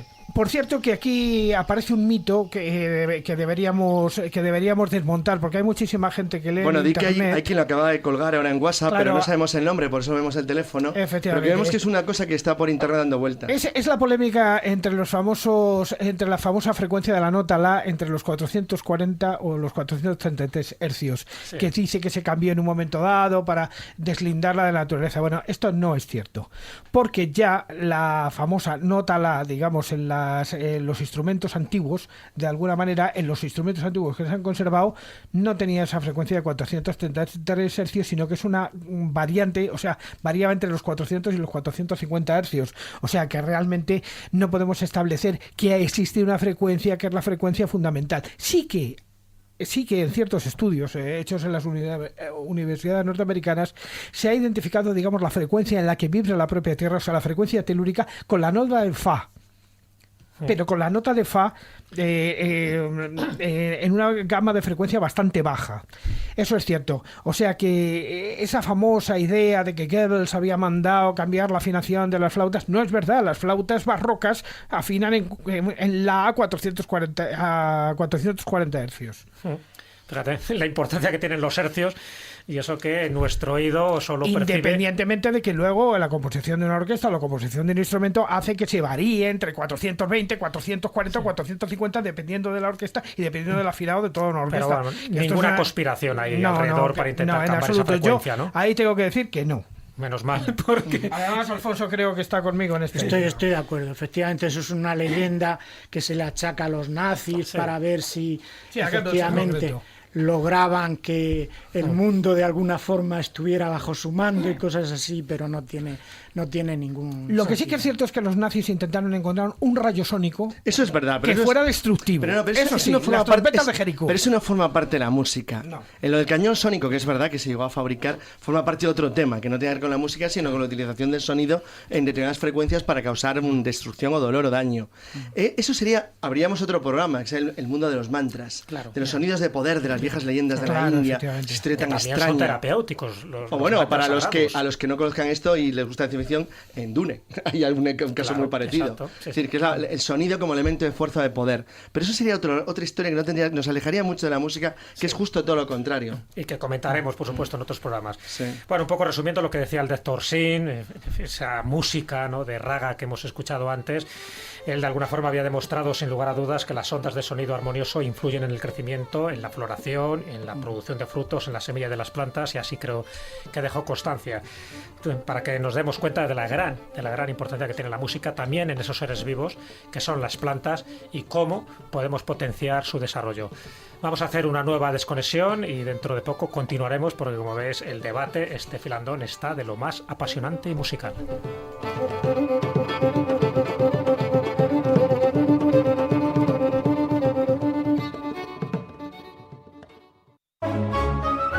La escóbula de la brújula.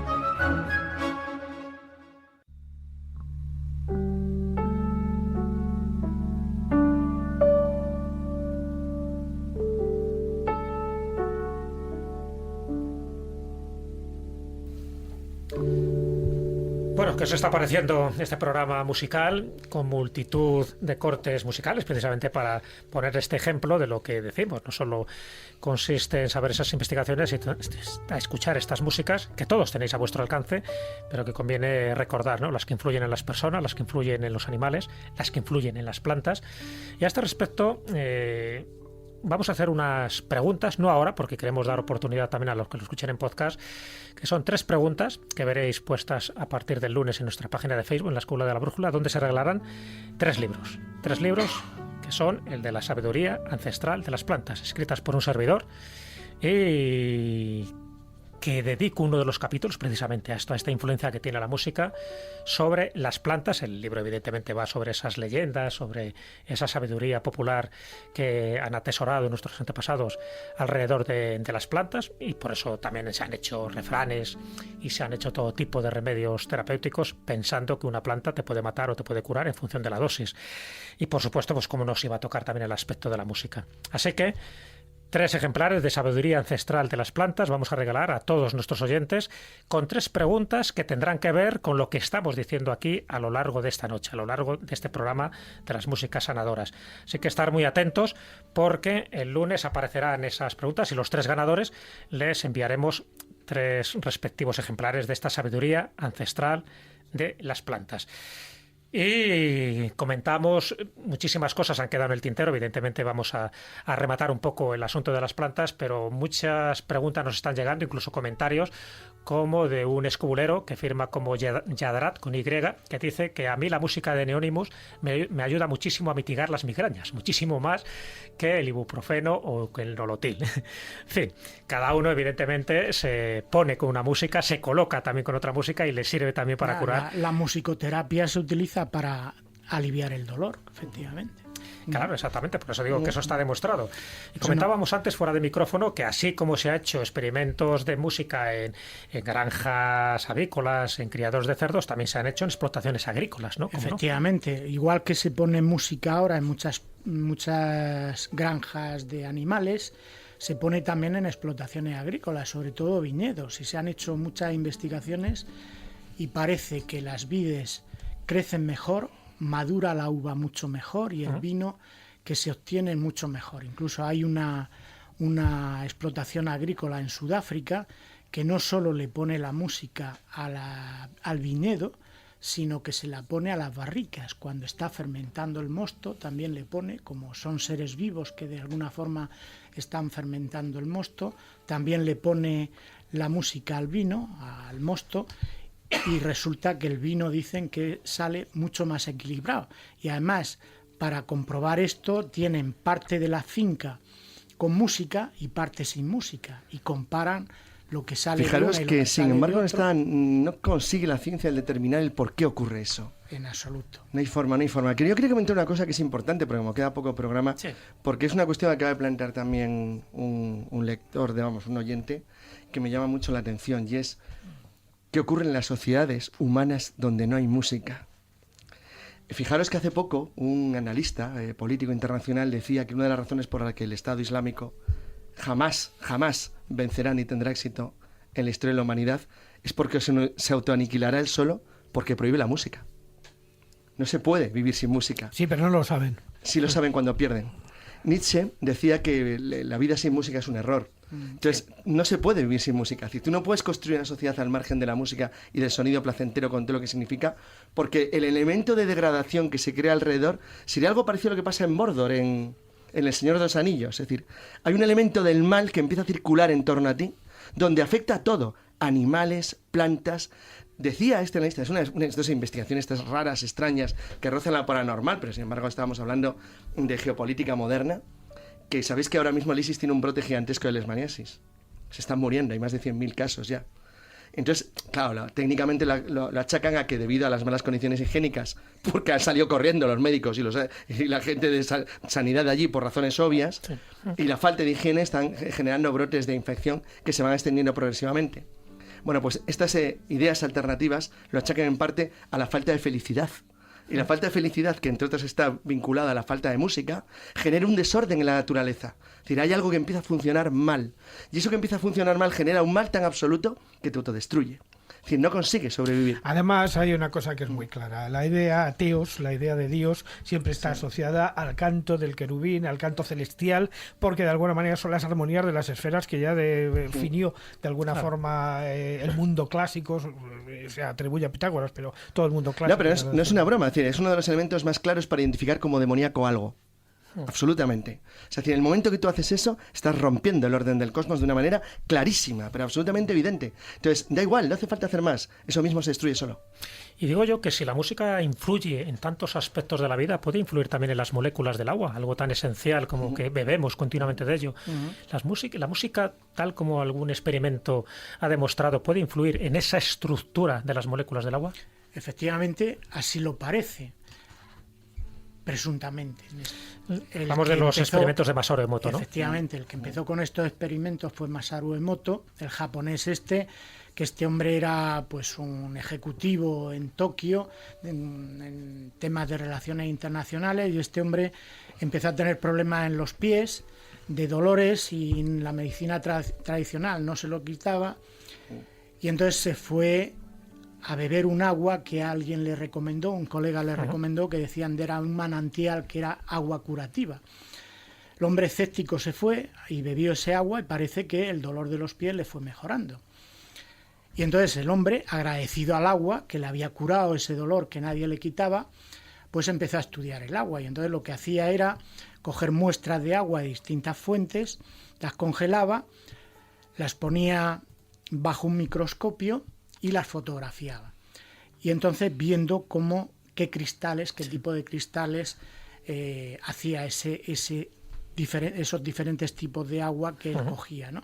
Lógicamente los cristales de agua, los cristales de hielo son de tipo hexagonal, y el hombre empezó investigando los sentimientos sobre el agua, sentimientos de agradecimiento, sentimientos de amor, sentimientos de cariño, versus sentimientos de odio, sentimientos de maldad.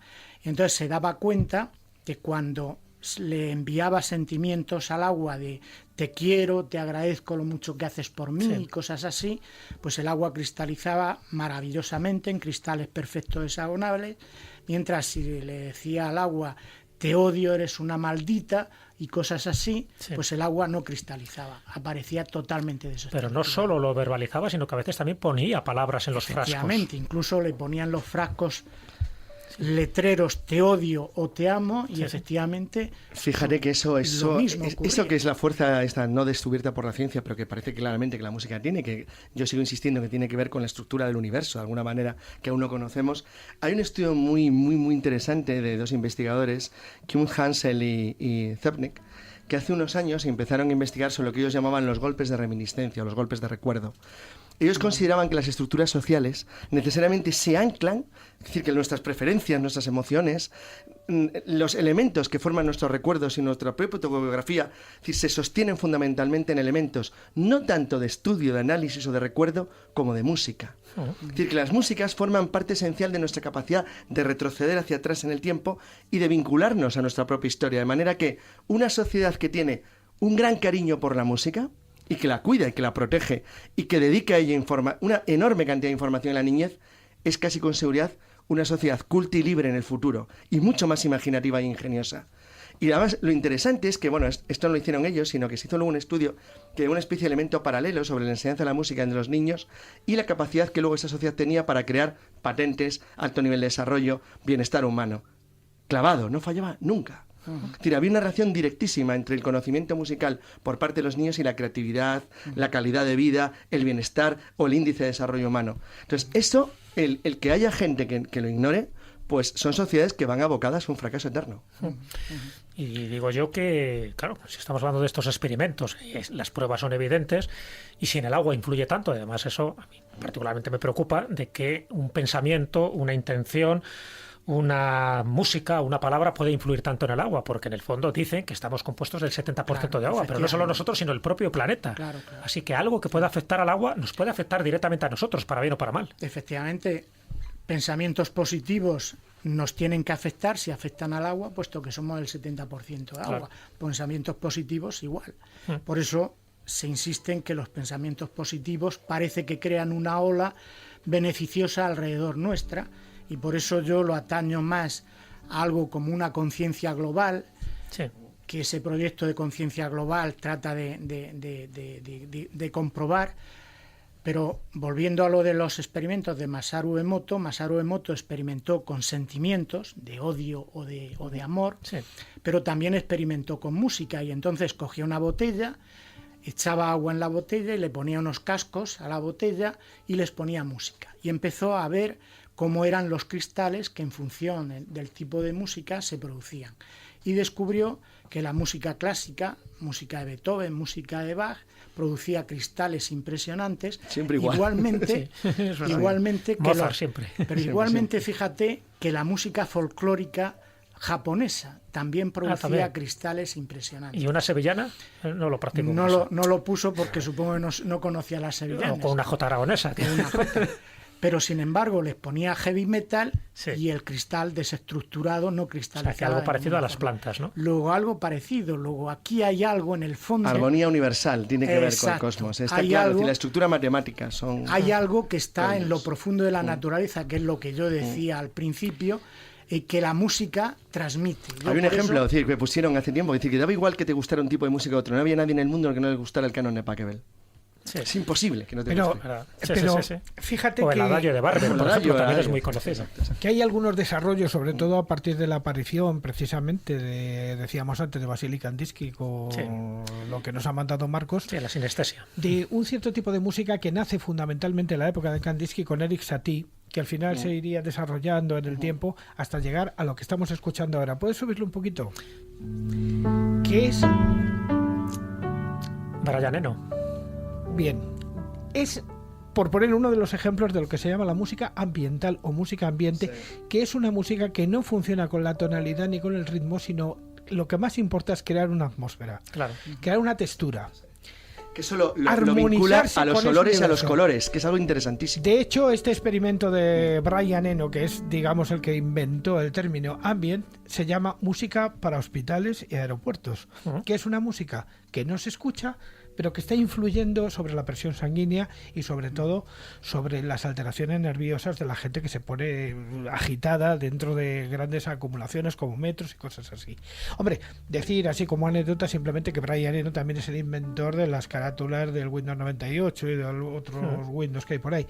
Pero este hombre que empezó con la música rock en el grupo Roxy Music ha realizado una serie de experimentos y ahora en este momento está haciendo experimentos dirigidos dirigidos por una serie de cardiólogos sobre pacientes. Se llama el hospital, me parece, Broken Hill, o no recuerdo exactamente el nombre.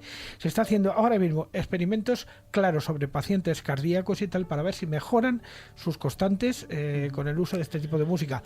Por cierto, que es una música poco conocida, pero el ambient ha generado señores como Philip Glass y como gente extraordinaria que realmente hace cosas muy interesantes. Pues yo creo que cada vez más se está dando importancia, por ejemplo, en los hospitales, a la música ambiente, no solo a los colores, que ya se sabe que hay determinados colores terapéuticos según la dolencia que tienes, sino también este tipo de música, ¿no? Y mucha gente a lo mejor desconocida que Brian Eno es uno de los que ha propiciado este tipo de música, bueno, pues bastante curativa y terapéutica, como ese instrumento que ahora Juan Ignacio ha puesto sobre la mesa y que yo creo que no tiene ningún tipo de duda de que los tibetanos y la música tibetana en general y los cuencos tibetanos en particular han ejercido una influencia sonora tremenda. Y yo que quería que era un bol para hacer mayonesa. En lo que antiguamente se llamaban los chakras, ¿no? Esos psicobigeneradores. Cuéntanos, ¿qué tienes ahí en la mano? Bueno, pues esto es un cuenco tibetano hecho con 35 aleaciones metálicas, que es capaz, según dice la teoría o según dicen los propios lamas, de generar una vibración y una frecuencia que es capaz de armonizar los chakras y armonizar, digamos, el espíritu de quien lo esté tocando y de quien lo esté escuchando, como sucedía, por ejemplo, con la música gregoriana, la música religiosa europea de la Edad Media, y que tiene también una importancia fundamental a la hora de conseguir más salud. Vamos a escucharlo porque lo tenemos aquí. Pero con esa música nos vas a tocar los chakras. A ver qué chakra tocas. Vamos a ver.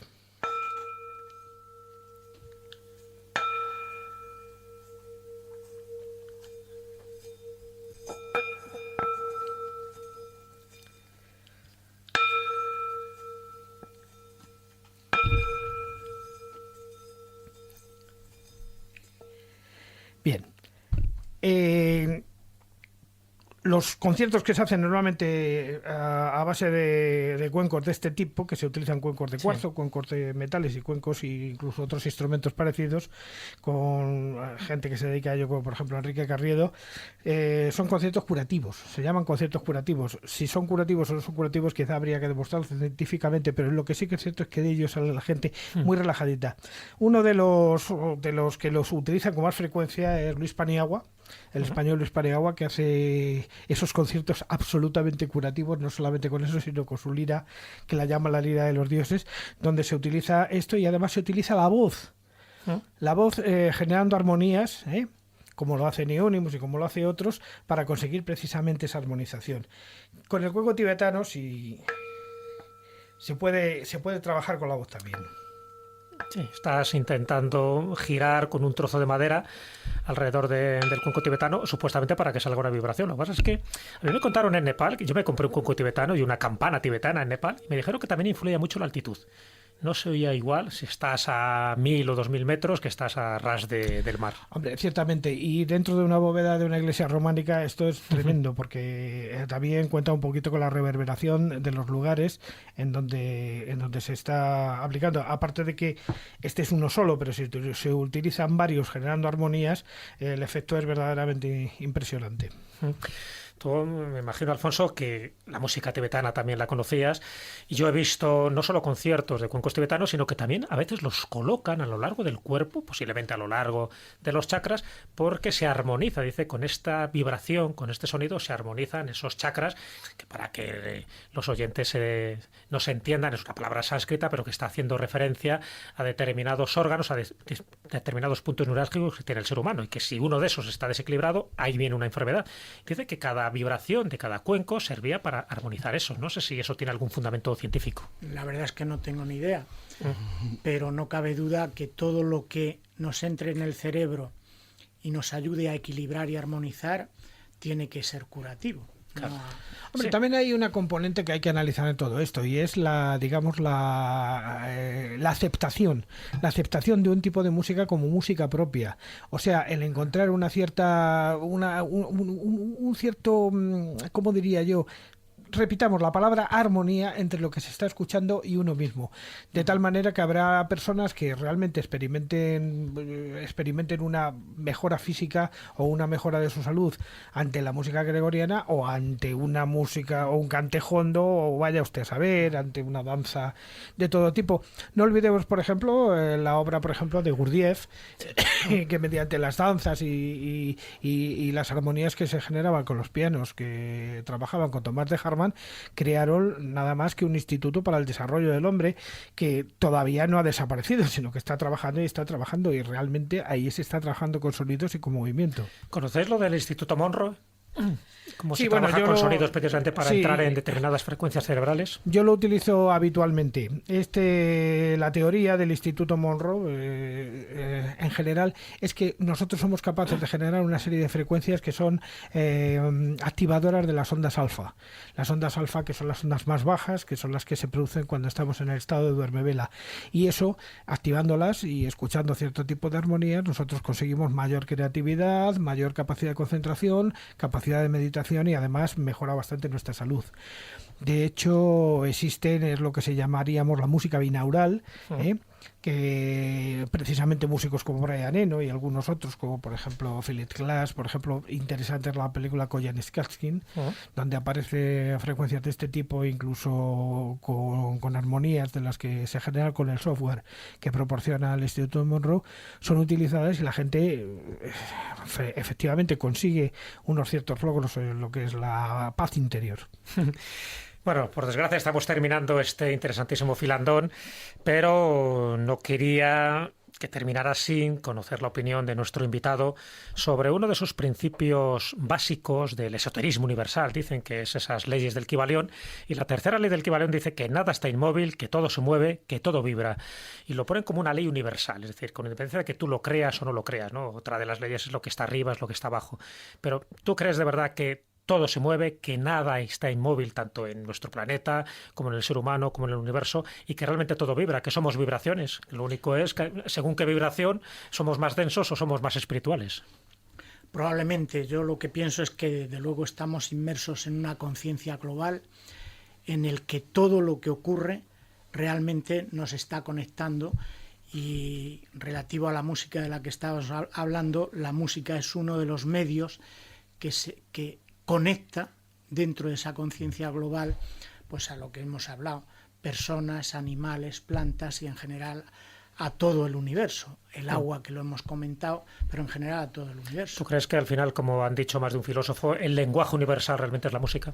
Yo pienso que sí. De hecho, en una de las últimas conferencias del SETI hablaban de que si existieran extraterrestres, que yo creo que sí deben existir, el lenguaje común que podríamos tener con ellos es el de la música. Porque es matemática. Y recordáis que efectivamente la película esta de Truffaut, en la tercera ocurrió, fase, en la tercera fase la música era la forma de comunicarse además con una la música, nave creo, basada en Zoltán Kodály, y me parece esas famosas notas musicales que todo el mundo ahora tendrá en mente.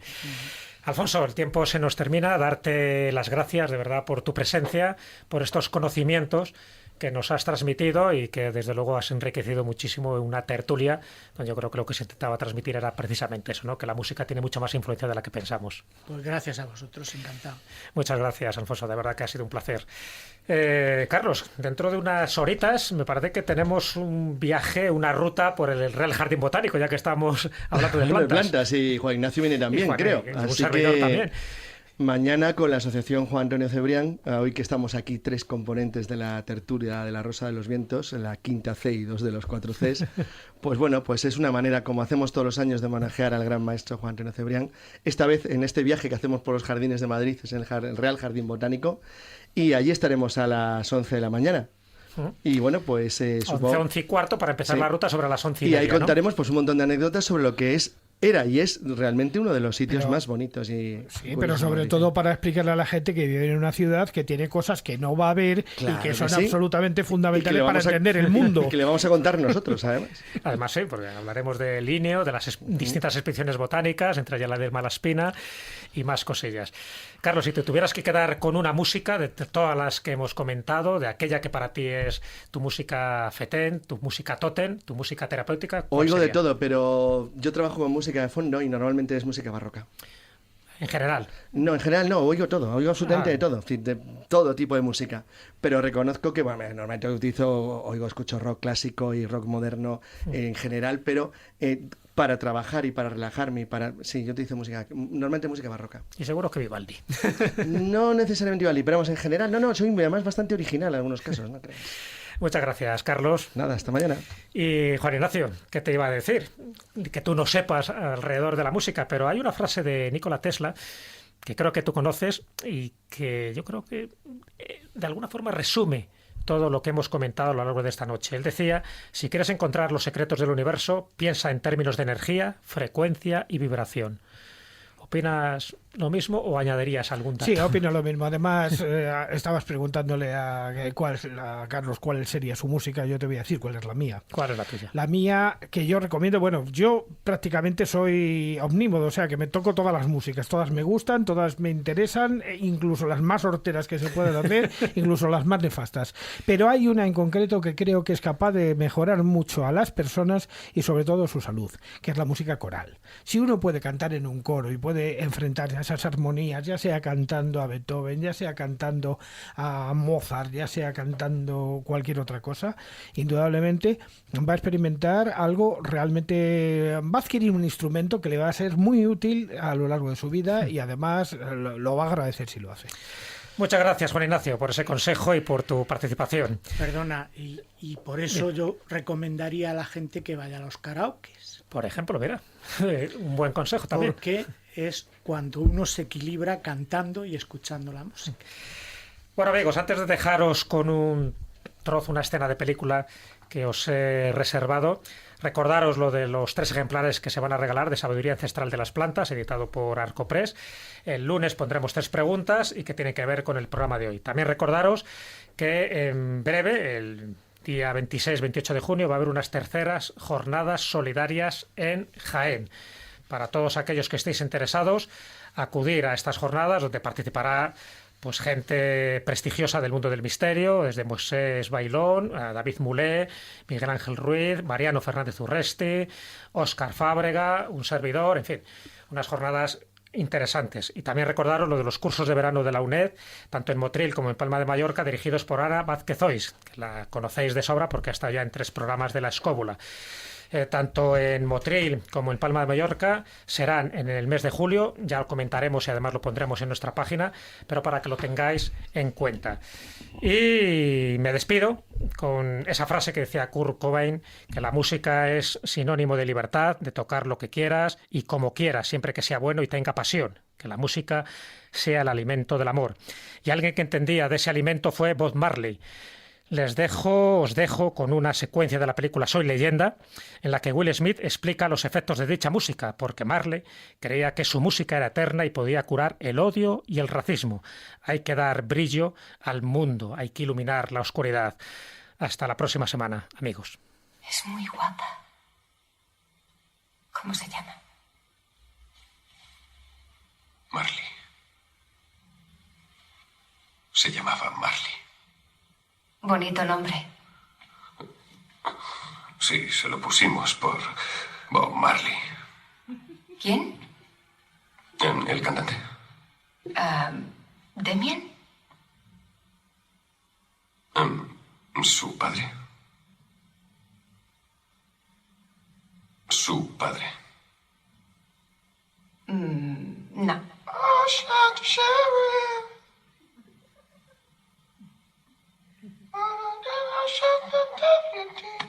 La escóbula de la brújula.